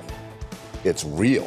And if you don't buy it, you are going to be left behind. This is Bloomberg Surveillance with Jonathan Ferro, Lisa Abramowicz, and Annmarie Hordern. The third hour of Bloomberg Surveillance begins right now. Live from New York City this morning. Good morning for our audience worldwide. This is Bloomberg Surveillance. Your equity market on the S&P 500, negative 0.1% on the S&P. The Fed is in no rush to start cutting interest rates, and this market isn't interested in that conversation anyway. Governor Waller, what's the rush? President Kashkari, we're not there yet. And Governor Bauman, Mickey Bauman, not now. Not now's the message from her. Everyone's saying basically we're going to wait, and the bond market's kind of getting the message. Stock markets are saying we don't really care. What I'm really struck by in all of our conversations so far is the market right now seems to be caught between Nvidia and the Fed put. If there is weakness, the Fed will come in and cut rates. If not, Nvidia will lift all boats. And that seems to be the dynamic of this market. How much space do they have to respond to a negative shock? Will they be constrained by inflation if it continues to creep higher? This market, I think, is willing to look past the January data just a little bit. You get a repeat in the February data, which is why February payrolls are going to be absolutely huge. And we get that data in 2 Fridays' time. So not this Friday, the following Friday, off the back of jobless claims, which I think we've said more than 5 times already this morning, were exceptionally low on Thursday. That is the point of the morning, which is that essentially all of this works as long as inflation isn't that sticky. As long as inflation does keep coming down and the weakness that potentially comes down the pike is disinflationary. That's a big question mark, especially because what we have seen so far, the immaculate disinflation, has been on the heels of commodity disinflation, has been on the heels of year-over-year comparison figures that are much easier to beat than later this year. So that, to me, is kind of the rub. Yeah, I think you're sort of raising the most important question of all of this. We're talking about how relevant monetary policy is to equity markets. How relevant has monetary policy been to the disinflation of the last 12 months? And if you go back to the last news conference with Chairman Powell, you got a sense that he wasn't that comfortable with what's developed over the last 6 months to sit there with confidence and say, we're ready to move. It's been goods disinflation. And now you're starting to see it come back up. Refrigerators are getting more expensive. I just recently checked. But you are seeing some sort of sense that maybe we've hit some sort of peak or trough, rather, in the disinflation. And services spending keeps going up. So this is some of the debates that are underpinning a market that otherwise seems pretty sanguine right now. We've got a lot to get through this hour. Let's start with your equity market on the S&P 500, 90 minutes away from the opening bell. Equity futures pulling back by 0.1%. Yields going nowhere at 424.22, and a euro a little stronger at 108.49. Coming up this hour, Jim Bianco of Bianco Research and what he's calling a disconnected market. Mark Giannone of Barclays looking ahead to this week's inflation data. And Bloomberg's Mark Gurman on Apple's plans to expand its wearables business. We'll catch up with legendary Apple reporter a little bit later in the hour. We begin with our top story. Stocks pulling back from a record ahead of this week's inflation data. Jim Bianco of Bianco Research saying there's a disconnect in a market at all-time highs, still looking for rate cuts. What is it going to take to get a rate cut? Simply bad economic data and weak inflation data. And what is the definition of bad data? Stocks react negatively. Instead, we have stocks flying on Nvidia saving the world and the opposite of bad data. Jim Bianco, I'm pleased to say, joins us now. Now, Jim, some people might say that maybe this market is just less sensitive to this bond market because Nvidia is producing real numbers, real results, and it makes up a bigger and larger chunk of this equity market. Are you looking for a reality check further down the road? Yeah, I think ultimately a reality check will come. I mean, you could have two things be true at the same time. Nvidia is producing and it is concentrating the stock market and it is bringing it higher. But at the other side of the equation, the economy is not breaking and the economy is moving forward. And I would argue to you that the inflation rate is bottoming right now somewhere, let's use year-over-year CPI at around 3%, and that it won't really go much lower for the next several months. And then eventually the stock market's going to have to realize that the competition of higher rates is going to be a reality. Right now, it's being told by everybody, oh, don't worry whether or not there's going to be a cut in March. There's cuts coming. There's lower rates coming. The competition that you have to deal with, and I'm speaking specifically when you get away from the Mag 7, the competition that you're dealing with of higher interest rates will go away sometime this year. So it's all okay. But I think sometime this year, the reality is going to be that that's going to be very difficult to see those rates come down if the economy stays strong and inflation stays sticky. Jim, almost exactly 12 months ago, the narrative shifted from soft landing to no landing at all. And then the following month, we had this stress in regional banks. Now, it feels like a repeat of that conversation, Jim. Data's really good. People start to talk about no landing. They move away from soft landing. At some point, yields go high enough that it starts to cause some pain, and then people start buying bonds again. Jim, where do you see those pockets of stress emerging? What are you sort of hyper-focused on right now? Yeah, I think you're right that the old adage on Wall Street is, rates go up until something breaks. And I would actually argue that, at least on the rate side, we really haven't broken enough yet to do the damage that everybody thinks. So where does that come in? Let's go back to the October highs for a start, 5% in the 10-year note. We were able to weather that. We were able to weather that holding 5.5 on the funds rate now since July without really breaking anything. What really got the rally going was the Fed chairman back in October and November, and the Treasury, by shifting its mix of bills and bond issuance, kicked off the rally. And that rally changed, at least in the last, I think, month or so, especially with Chairman Powell saying that he was in no hurry to cut rates, and then going on 60 Minutes to emphasize that he was not ready to cut rates. So I think that rates have a ways to go up before they start to get to that it's hurting spot. And I don't even think it's really hurting housing. The thing I'm focused on with housing is, when do higher rates start to bring prices down? Yeah, they've brought sales down. And yeah, I've heard a lot of mortgage brokers and real estate agents complaining about low sales numbers, but home prices aren't coming down, which means the economy or people that own homes are not stressed. They're not being forced to sell. So, Jim, what are you saying? That the Fed has to hike rates in order to break something, or that keeping rates at 5.5% is enough to kind of cause some discomfort in the underlying economy? Lost the connection with Jim Bianco there. Jim Bianco of Bianco Research didn't fall asleep as Lisa was asking that question. The crease froze. I thought, I was like, it wasn't that bad of a question. We'll try and maybe reestablish that connection a little bit later. I think you asked the right question. Oh, thank you. I appreciate it. Lindsay Pieter was flirting with the idea over at Stifel a little bit earlier this morning that maybe they need to go again. That are we truly sufficiently restrictive when you've got unemployment south of 4% for 24 months and jobless claims at 201? When the Fed's own measure of financial conditions is incredibly loose, when they take into effect just how interest rate sensitive people with 3% mortgages that aren't going to leave, how much that really does create interest rate sensitivity in the economy. This really is the question. Are we sufficiently restrictive if you see kind of expansion in certain sectors? There's two ways of looking at this. There are always multiple ways of looking at the same thing. It's called a market.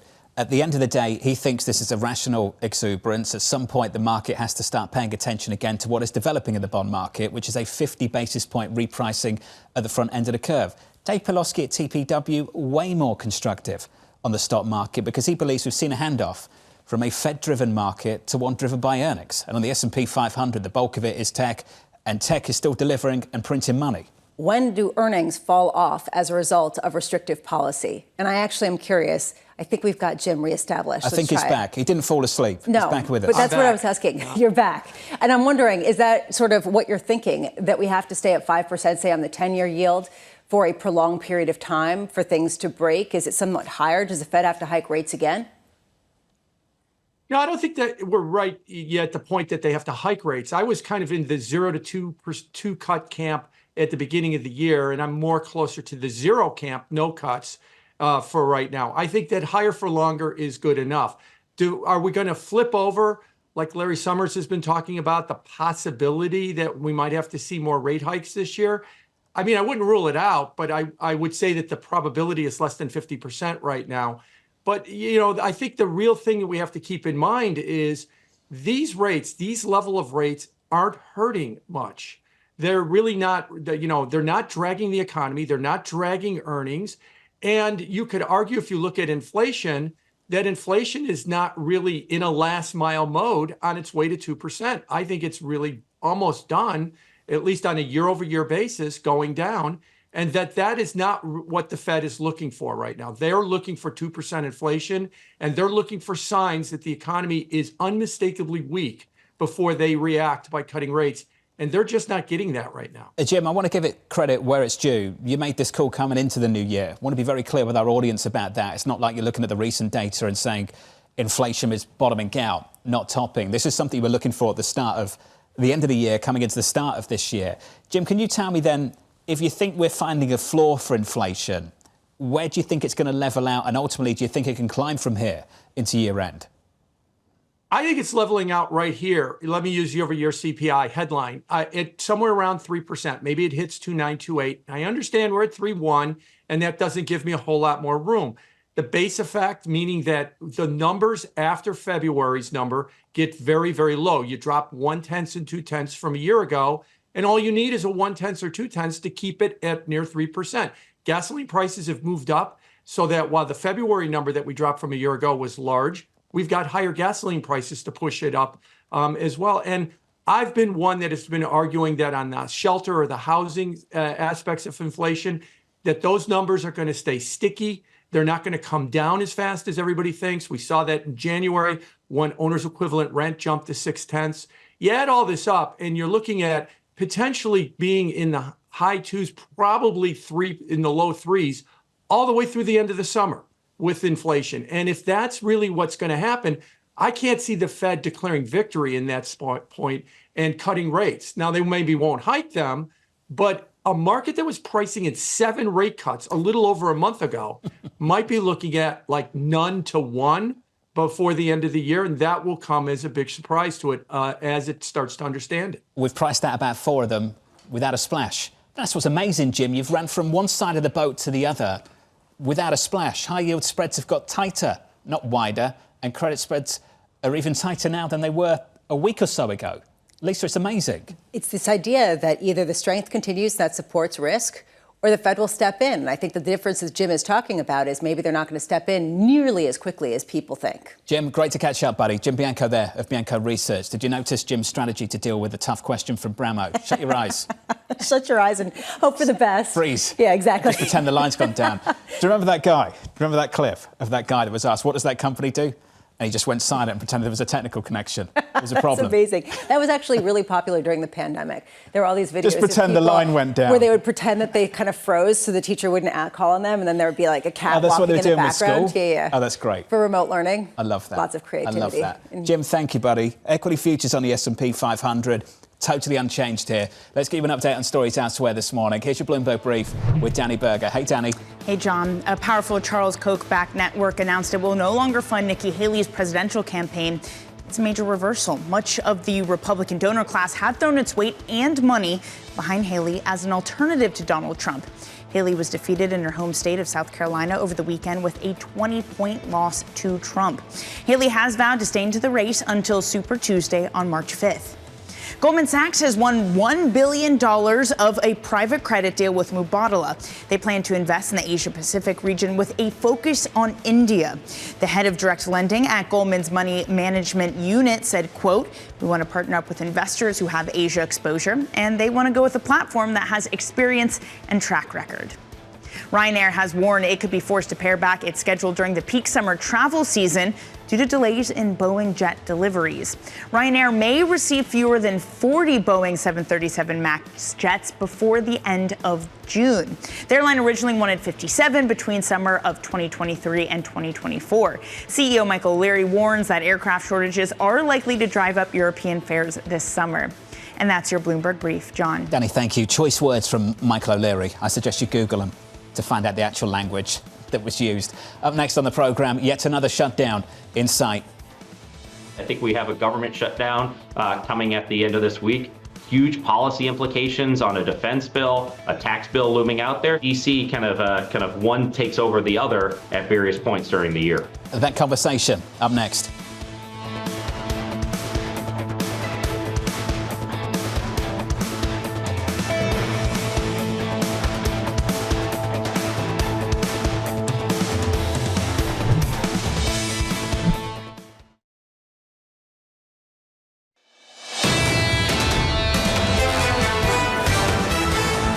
are 1 hour and about 13 minutes away from the cash open in New York to kick off a brand new trading week. Stocks are pulling back by 0.03%. It's a snoozy start to the week. I think we'll take that, Bramo. Sometimes it's nice. It's nice to have a quiet start in the equity market. Can we call that pulling back? Yeah, you can. Pulling back by almost 2 points. 0.03. 1.5 points amazing. lower. 1.5 Thrilling. points lower. Yields down by almost a basis point. Whoa. 424 on a 10-year. Other surveillance this morning. Yet another shutdown in sight. I like to talk about policy. I think we have a government shutdown coming at the end of this week. Huge policy implications on a defense bill, a tax bill looming out there. So it's part of the job, but you know the DC kind of one takes over the other at various points during the year. It's the latest today. Congressional efforts to pull together a spending package falling flat ahead of Friday's partial shutdown deadline. Senate Majority Leader Chuck Schumer and House Speaker Mike Johnson speaking past each other once again. Schumer saying this: "It is clear now that House Republicans need more time to sort themselves out." Speaker Johnson firing back, saying, quote, "This is not a time for petty politics. House Republicans will continue to work in good faith." This is President Biden is set to meet congressional leaders in a bid to unlock foreign aid and avert a shutdown this week. Bloomberg's Mike Shepard joins us now for more. Shep, how likely is it we get some form of government shutdown? You know, John, I'm not a great odds maker when it comes to sports, nor when it comes to Congress and policy making. But I will say that the risk does look higher with each passing day. We were expecting last night to see at least the contours of some sort of spending plan to come from Mike Johnson and his allies, but it didn't land. And the inability to deliver that, in part, was what prompted Chuck Schumer to express his concern. It was, late afternoon yesterday that Schumer was pointing out that things were slowing down on the House Republican side. What Johnson is facing, actually, is a lot of pressure from the hardliners in his caucus who really are still pushing for a border deal. They want tougher border measures along the southern U.S. frontier with Mexico. And they are now trying to look at these must-pass spending bills, which have to be completed by Friday, as a way to get what they want. Shep, if any department is operating, though, under a stopgap funding measure by April 30th, it's a 1% cut across the board. How many within the Republican Party actually want to drag this out to then just to see that cut across the board starting after April 30th? You know, that's a great question, because when you think about it, it would be something they would maybe just want to run the clock out on and let snap into place. However, some of that funding trickles back to their districts, and they may see things and services and activities that end up getting cut back home. So it's one of those things that sounds good in principle, and yet when put into practice, it may actually deliver the kind of bite that they and their constituents are a little wary of. So we'll have to see. And our teams on Capitol Hill have been asking this question. So what is your end game here? For the moment, they are just fighting the battle that's immediately in front of them, and that is over the border and now trying to use this spending measure as a way to do it. But some of them may be thinking the long game, too, to exactly what you're pointing to, this automatic snap-in of 1% spending cuts across the board. Does the contours of the negotiations change given the fact that the president has invited Schumer, McConnell, Jeffries, and Johnson to the White House? Well, it adds a different element to be for sure. And Biden is also going to bring up the question of Ukraine aid. It is something that he asked for back in October. And here we are. It's almost March, and Congress has yet to complete work on that package, even as, Ukrainian forces are struggling to keep up against the Russian invasion. Now, Biden also recognizes that, the shutdown is something that he needs to avoid as well. He doesn't want to have any of it splash back on him. That is in part why he is bringing the leaders from both parties in the House and the Senate in on Tuesday to talk about this and try to reach some sort of breakthrough or understanding. House Speaker Mike Johnson has indicated his willingness to cut a deal and compromise. But as I said, his negotiating and leeway, his negotiating room and leeway in terms of dealing with Biden and Democrats is limited by the demands of his right flank and also the threat that they may come after him and his job. Well, that was going to be my next point. It seems like he's damned if he does and damned if he doesn't. He has to work with Democrats regardless at some point to keep the government open, right? But then at that point, he could potentially lose his job. How acrimonious has it been amongst him and his caucus? Because a lot of reporting that it hasn't been going so well for him at the top job. It's been a rough go from the start. He took the job, in fact, in the aftermath of another spending battle that cost House Speaker Kevin McCarthy his. McCarthy had reached across the aisle and forged a compromise that prompted this so-called motion to vacate that allowed any one member of the House Republican caucus to call for a vote on whether the speaker should be ousted. McCarthy lost. It took days and days of negotiation and candidates to come up with Mike Johnson, and now he finds himself in that same pickle. And the tensions and the tempers have not eased. What we've seen on Capitol Hill, if anything, they're growing more and more frustrated with Johnson's inability to really bring together this very narrow majority. And remember, they just lost that House seat in New York in a special election a few weeks ago, and that's further limited his negotiating and maneuvering room. How difficult do these negotiations become as we get further along into the primary season? Well, it's already here, and I think the election already is weighing on this. Former President Donald Trump has weighed on the talks over the border. We saw him calling on Republicans to scuttle the border Ukraine deal not too long ago. And we can look for him maybe to weigh in on whether they should try to do something to either force Democrats' hands by using the threat of a shutdown. So we'll be paying attention to how this plays out on the presidential campaign trail as well. Shep, good to hear from you. Always is. Michael Shepard there of Bloomberg down in Washington, D.C. Amazing to me, Annmarie, we talk about this division down in Washington all the time between the Republican Party and the Democrats, within each individual party as well, within the Republican Party, within the Democratic Party too. And yet there is still a belief somewhere from policy analysts that join this program who believe that we can pass aid for Ukraine, that we can pass aid for the Middle East, and we can do that sometime soon.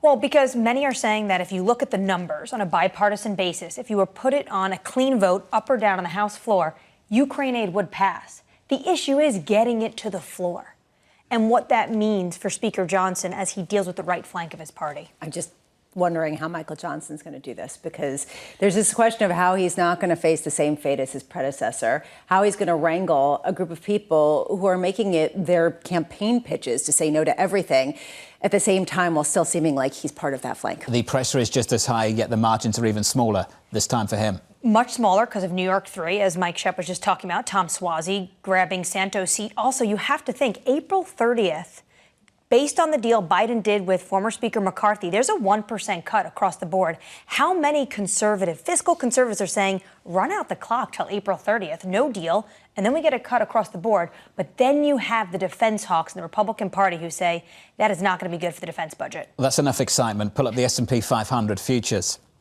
This is where the excitement is. Going absolutely nowhere. DC is more exciting today than Wall Street, I have to say. Going absolutely nowhere.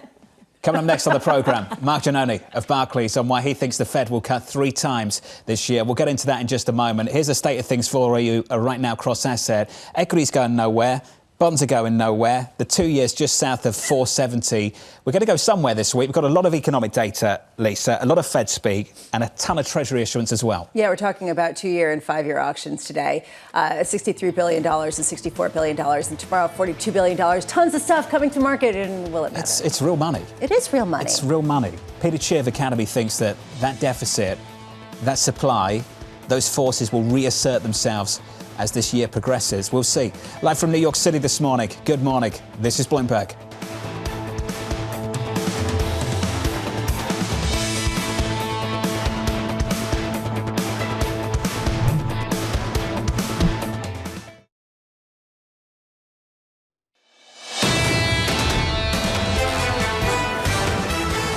Neil Dutta, good morning. Consensus needs to wake up. Love it. Neil's language over at Renmark this morning. They're offside on growth again. Recent data points to CapEx picking up. Productivity to advance. He puts a question mark on that. January is a fluky inflation month. The earnings outlook should improve. More via the link. I'll click on that in a moment, Neil. But consensus needs to wake up is the ultimate message here from Neil Dutta. Which means that the economy is doing great, maybe even better than people expect. Neil, come on soon, and please explain to us how everything's going to continue to be that way, given where rates will have to go if that really is the case. Looking forward to catching up with Neil sometime soon. when everyone else wakes up, maybe. Equities on the S&P 500. That's such Neil Dutta language, isn't it? Just sort of, provocative. Sort of upset everybody else. On the Nasdaq, positive by 0.1% on the Nasdaq 100. The S&P going nowhere. Small caps were lower last week. I think that's interesting. Everything else was higher. Small caps were lower. We're down at 0.4% this morning. Small caps were tough. Regional banks have been tough. We can talk about the equity market, the index level being less sensitive to what's happening in the bond market, Lisa, but there are some rate-sensitive parts of this market that do not like to see this 2-year at 469. So rates still do matter. For those that are wondering, it actually still does relate to the economy and relates to certain earnings, which raises the question, is there a broader kind of downshift in broader equities in response to higher yields if the consensus needs to wakes up, and suddenly that strength gets baked into even higher yields from here? The 10-year pretty sleepy so far, 425 on a 10-year this morning. I'll finish on foreign exchange. You like that? Yeah. The euro right now against the dollar, slightly stronger. Some dollar weakness over the last week. We add to that. At the moment, euro-dollar 108.53. That currency pair positive by 1/3%. Under surveillance this morning, your top stories. Warren Buffett's favourite Japanese trading houses are climbing after the Berkshire Hathaway chief's ringing endorsement in his annual investor letter. Buffett saying the companies follow shareholder-friendly policies that are, quote, superior to those practiced in the US. Some of those banks are among those rising to outperform the broader market today. The gains coming after the Nikkei 225 reached an all-time high last week, driven by the global tech rally and a weaker Japanese yen. The Japanese yen call is the interesting piece of this. So this month alone, the Nikkei 225 is up 8%. Year to date, it's up about 17 percentage points, which is amazing. But if you believe that we start to get interest rate hikes from the BOJ and dollar yen comes down from 150 to what I don't know, what does it mean for this trade? It means it gets potentially, well, it depends what your funding currency is, right? But potentially, if they hike rates and the yen gets stronger, it could turbocharge it on one hand, or it could potentially undermine it if it means more weakness in the economy. Either way, people seem to be looking past that and saying that right now, these economies, whether they're levered to the global economy and the U.S. in particular, or whether it really is that the Japanese economy is finally breaking out, are seeing life for the first time since 1989. Some of those banks are at rates higher, and they haven't had that for a long, long time. And you would imagine that that would benefit them quite dramatically, which is the reason why he owns, 9% of some of them? It's amazing, isn't it? Neil Dutta of Renmat, by the way, booked on the show Thursday, I'm told by our producers. Bit of a shuffle taking place on Wall Street. Let's get you some of the names and where they're going to. JP Morgan's announcing 2 co-heads to lead its global banking unit. The firm combining its commercial, corporate and investment banking businesses under Doug Petno and Filippo Gori to, quote, better align our coverage of clients as they grow in size and complexity. The pair replacing Viz Raghavan, who left the bank to join Citi. So a couple of movements there to help lead the Asia business and I believe the European business as well. Of course, when I saw the redhead, I thought, is this going to somehow represent the new leadership ranks that could replace Jamie Dimon someday if he ever leaves the helm? This, to me, is interesting from one standpoint. Filippo Gori was coming from Asia Pacific, and he basically was talking about India being really important and the main driver. So how much does it sort of shift where the businesses go and such? Maybe this is just replacing, someone individual. But you always kind of wonder the intrigue of the changing of the guards at the world's biggest bank. It's quite a move for Citi, though.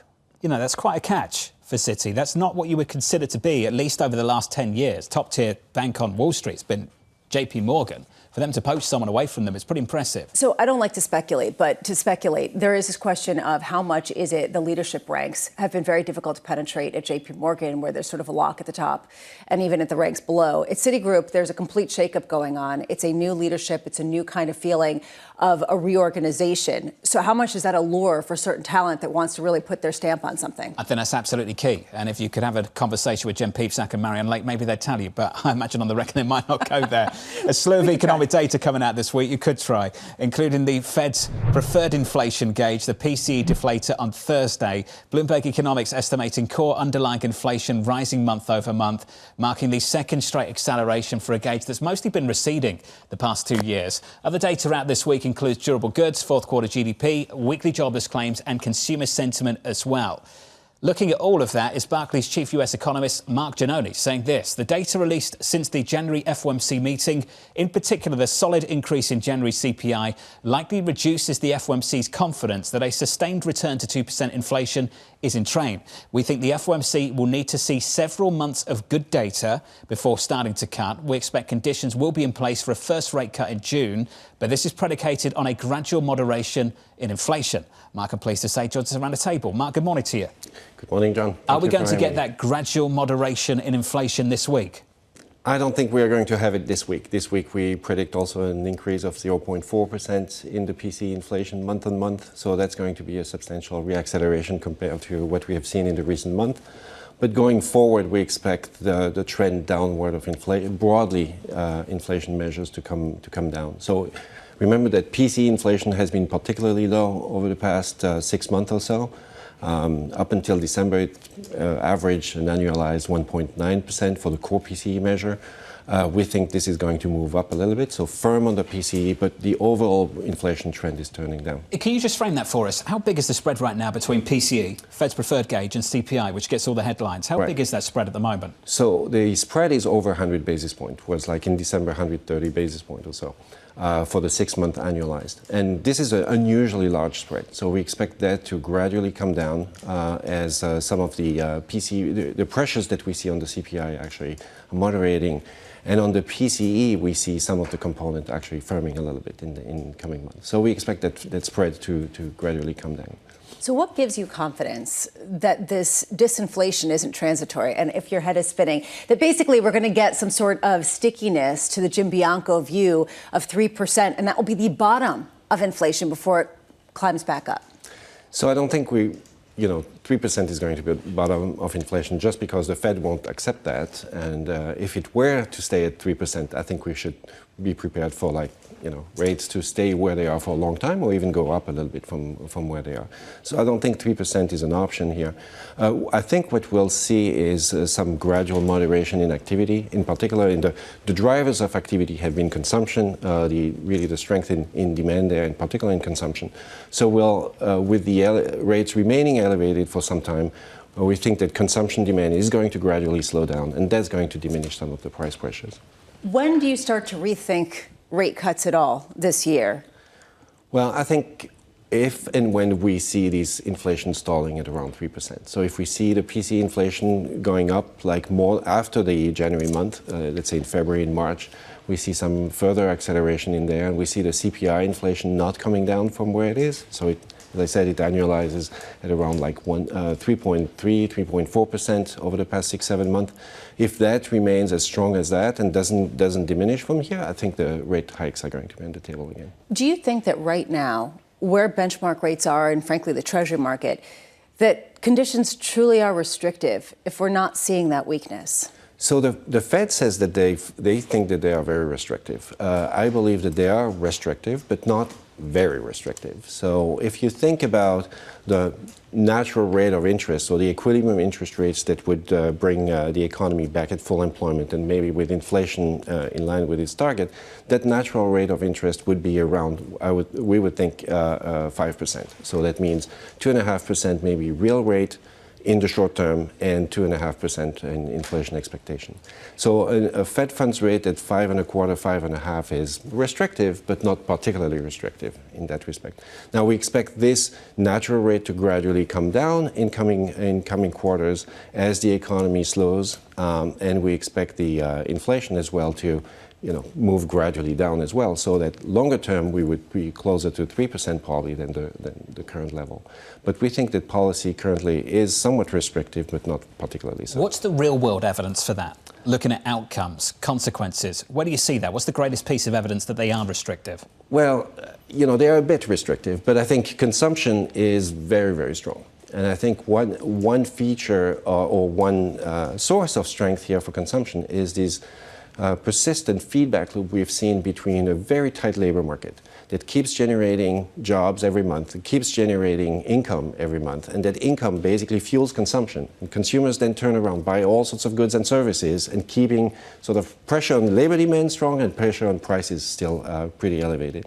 So we think that feedback loop continues, will eventually slow, but that suggests to us that, yes, policy is somewhat restrictive, but the fact that this has not really crushed the demand suggests that that policy is not particularly restrictive. Forgive me for playing with more words around restrictive, but sufficiently restrictive, are they? Well, it depends on what time horizon you set up. Okay. If you are patient and you think that inflation can come down, within the next few years towards the 2%, so you can stay mildly restrictive, and you're eventually going to get there. If you want to get there sooner, or you worry that people are going to revise their inflation expectation up, then you probably may want to be a little more restrictive. Interesting, Mark. Appreciate it. Mark Giannone of Barclays. I just about caught up and carried on catching up as the conversation continued. Trying to catch up with this as well. Piper Sandler, another upgrade on the S&P 500 year-end price target. They've got a new one. It was 5K. It's now 52.50 on the S&P 500 year-end over at Piper Sandler. This after upgrades that we got just last week from Goldman Sachs, who are now looking for 5,200. I think the second upgrade we've had from them in the last few months. And likewise on UBS, Jonathan Golub now looking for something like 5,400 over at UBS with Jonathan Golub and Patrick Palfrey. This is the line that we're getting from Piper Sandler this morning. At the start of the year, we put out a 5K year-end price target on the S&P, thinking we'd see the market range between +5 and -10%, with downside risk being a possible resurgence in higher bond yields. A lot of people felt that way. We got those higher bond yields. The equity market just kept on rallying. As the earnings strength for larger cap growth continues, we are adjusting our year-end target higher to communicate a constructive view on this area of the market.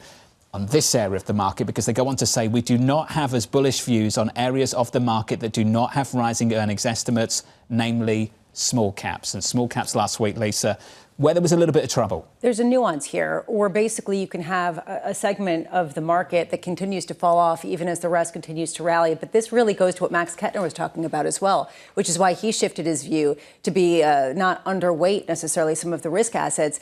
Rates repriced. He got that right. The response to it and the orderly nature of it has been what surprised him. And sentiment and positioning hasn't shifted. It might be stretched, but people keep piling in. Neil Dutta just sent me a private message just to make sure we didn't miss it. The consensus is so offside on growth. Yeah, just to repeat the same thing. We got again. it. Neil, just got let it, you Neil. know. Thank you, buddy. Let's get you an update on stories elsewhere this morning. Here's your Bloomberg Brief with Danny Berger. Hey, Danny. Hey, John. Kathy Wood has sold shares in TSMC for the first time in more than 2 years. Her ARC Autonomous Technology and Robotics ETF sold almost 8,600 shares in Taiwan's largest company on Friday. It also sold more than 2,000 shares of TSMC's key customer, Nvidia. Wood is trimming her holdings in the global chip bellwethers as the artificial intelligence frenzy intensifies. JP Morgan Chase CEO Jamie Dimon and his family have sold $150 million worth of the bank's stock. It's Dimon's first sale of his shares since taking the helm 18 years ago. Dimon and his family sold more than 800,000 shares on Thursday. They're trading at a record high. And Republican National Committee Chair Ronna McDaniel is leaving her post after weeks of pressure from Donald Trump. McDaniel has led the RNC since 2017, but has been under scrutiny after a slew of election losses and disappointing fundraiser results. Trump is now endorsing daughter-in-law Laura Trump to co-chair the party. During his victory speech in South Carolina on Saturday, Trump also suggested a possible role for former White House aide Kellyanne Conway. That's your Bloomberg Brief. John. Danny, thank you. Up next on this program, Apple betting on wearables. This is laying the groundwork for the next form factor. And if you look at Vision Pro 2 years from now, we think it's going to resemble sunglasses and be less than $1,500. That's coming up next. This is Bloomberg.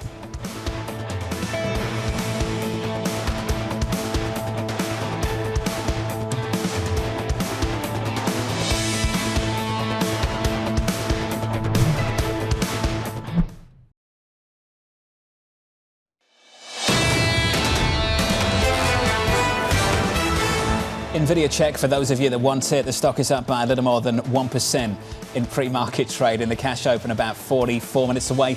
Equity futures positive here by 0.1%. Yields lower by almost a basis point, 423.83. Under surveillance this morning, Apple betting on wearables. This is laying the groundwork for the next form factor. And if you look at Vision Pro 2 years from now, we think it's going to resemble sunglasses and be less than $1,500. And it's all about tapping the install base. Developers are the key here. This is something I think the street's missing in terms of what this is ultimately going to lead to. It's the latest. Apple looking to expand its lineup of wearable devices. The company exploring a fitness ring, smart glasses, and possible AirPods with cameras.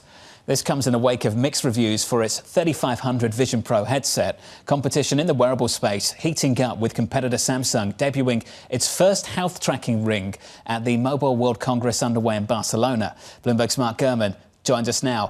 Famed Apple reporter Mark Gurman, let's get straight to it. What are you hearing and how seriously should we take some of these considerations? Yeah, thank you for having me. So what I'm hearing is Apple is looking at all sorts of new wearable devices to augment the AirPods and the Vision Pro and the Apple Watch. One thing they looked at a few years ago was a smart ring, similar to what Samsung introduced formally this week, but I don't actually believe the smart ring is currently still in development or something that Apple is planning at this point to bring to market. But more interestingly, are how they can blend AR and AI into new head-worn AR devices, right? And so one consideration is smart glasses, not AR glasses, but smart glasses with clear lenses, but that use special speakers and external cameras that use AI, right? And voice control. The cameras can see what you're looking at, and then you can use your voice to help understand your surroundings. You can use your voice sort of like you normally would with Siri, and they would be a sort of upgraded type of AirPods with better battery life and new sensors. The other thing they're looking at is simply adding that same technology into AirPods. So having AirPods with cameras in it, so they could identify your surroundings, and you can use all sorts of AI and AR features with that to really have a better understanding of the world around you. Now, ultimately, like I said, I don't think the Ring is going to come to market. I do believe the AirPods will get cameras and additional sensors, however, one day. And I do believe they're taking a very close look if they're going to release sort of non-AR display glasses as a stepping stone to those eventually coming out probably 5 years from now. So, Mark, do they complement the iPhone or replace it? Yeah, I think all these products are complementary products to the iPhone. I think there was a lot of discussion a few years ago about the idea of augmented reality glasses replacing the iPhone. My take on that has changed. I don't necessarily think the iPhone is going to go anywhere. Just like people thought that iPads and bigger smartphones would cannibalize laptops, right? Laptops have gone absolutely nowhere. But will they change in form factor? Will the phone eventually become the laptop? I think that everyone is going to still carry phones for decades to come. You still need that sort of main device. You need that product with that bigger display. But AR glasses will eventually arrive to augment that. I think the bigger shift is going to be from perhaps the watch or the ring that some people are doing to more of those head-worn portable products. I'm just sitting here trying to imagine a world where people are even more distracted and separated from other people in the reality, and then instead kind of communicating with them in some sort of technological or metaverse, if you will, that's been left for dead. I mean, is that the reality that we're talking about? Some people were talking about the idea that some of these wearables would replace the need to be glued to a screen, but you're saying that's not it at all. This is just another way to reach the metaverse. Yeah, I don't think the metaverse is influenced here. I don't think this has much to do with the metaverse. I think that the ultimate vision are these augmented reality glasses. This won't be in the next 2 years. This won't be under $1,500. This is going to be 5 years from now and very expensive. The idea being that you're getting all that information you normally get on an Apple Watch into your field of view. And I think there's room for multiple products, right? I think there's room for the Vision Pro at home as sort of a entertainment and content consumption device, maybe as a computer replacement, right? I think that's a very viable situation. And then on the go, right, instead of normally using your Apple Watch as you're out and about, you have those augmented reality glasses. You can use them to do your music playback. You can use them to do your voice control, your text messages, your phone calls, all on the go, things you normally use for a phone as you're walking down the street or you're walking amongst the office, right? Whereas maybe you would use the phone when you're sitting down for a little bit more complex task. And if you want to get real work done, maybe you're using a Vision Pro or an iPad or a laptop or some such. But the big idea is that all of these products need to work together and integrate. And Apple is not going to let each product cannibalize each other. They're going to leave room for the products to work better together because they technically want consumers to own everything. They don't want you to choose between one product or another. They want you to have a watch on your wrist, glasses on your face, a phone in your pocket, right? A Vision Pro at home to do more, a laptop to do even more than that, maybe an iPad for the airplane. Well, if you're buying the glasses, why would you need to buy the Vision Pro? Is it that much? Would it be that much better? Well, there would be different use cases, right? The glasses would be an augmented reality only product. It wouldn't be all encompassing. It wouldn't be extraordinarily immersive like the Vision Pro is, right? So if you need to sit down to watch a movie, you're going to want to use a Vision Pro versus AR glasses. The other thing is computing performance, right? The glasses will have enough performance that has to balance enough to have proper battery life, right? So you would wear those throughout the day. But if you want to get real work done, you need better performance to do photo editing or video editing or to watch a 3D movie, you're going to need the Vision Pro. So they are two distinct products. And Mark, as you know, Tim Cook and Mark Zuckerberg are hardly best of friends. Do you see Meta and Apple being bigger competitors with each other in the years to come?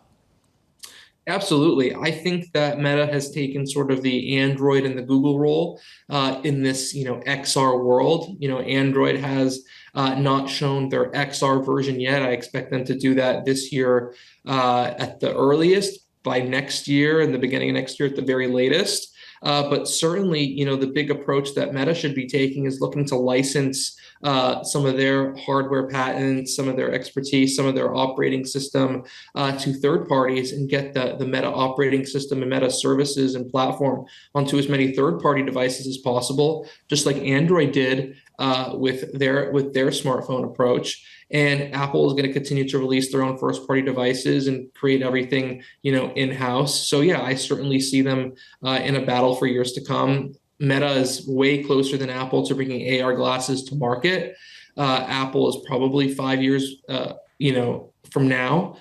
But the reality is you need to balance high-quality displays, processing performance, and battery life, and that takes time. And Meta has simply just, been at this a little bit longer and more extensively than Apple. Apple, obviously, their headset launched a decade nearly after Oculus, which Meta acquired to build its Quest devices. So, but at the same time, Apple's done pretty well for a first-generation product. There's two dimensions to this story that I'd love to continue discussing. One I know Lisa's interested in, and it's data, how Apple manages that story against, say, a Meta. The other one, and you alluded to it, Mark, what has happened to Google as a company, to Alphabet? Why aren't they at the forefront of these conversations in a way that we would have imagined they would be a few years ago?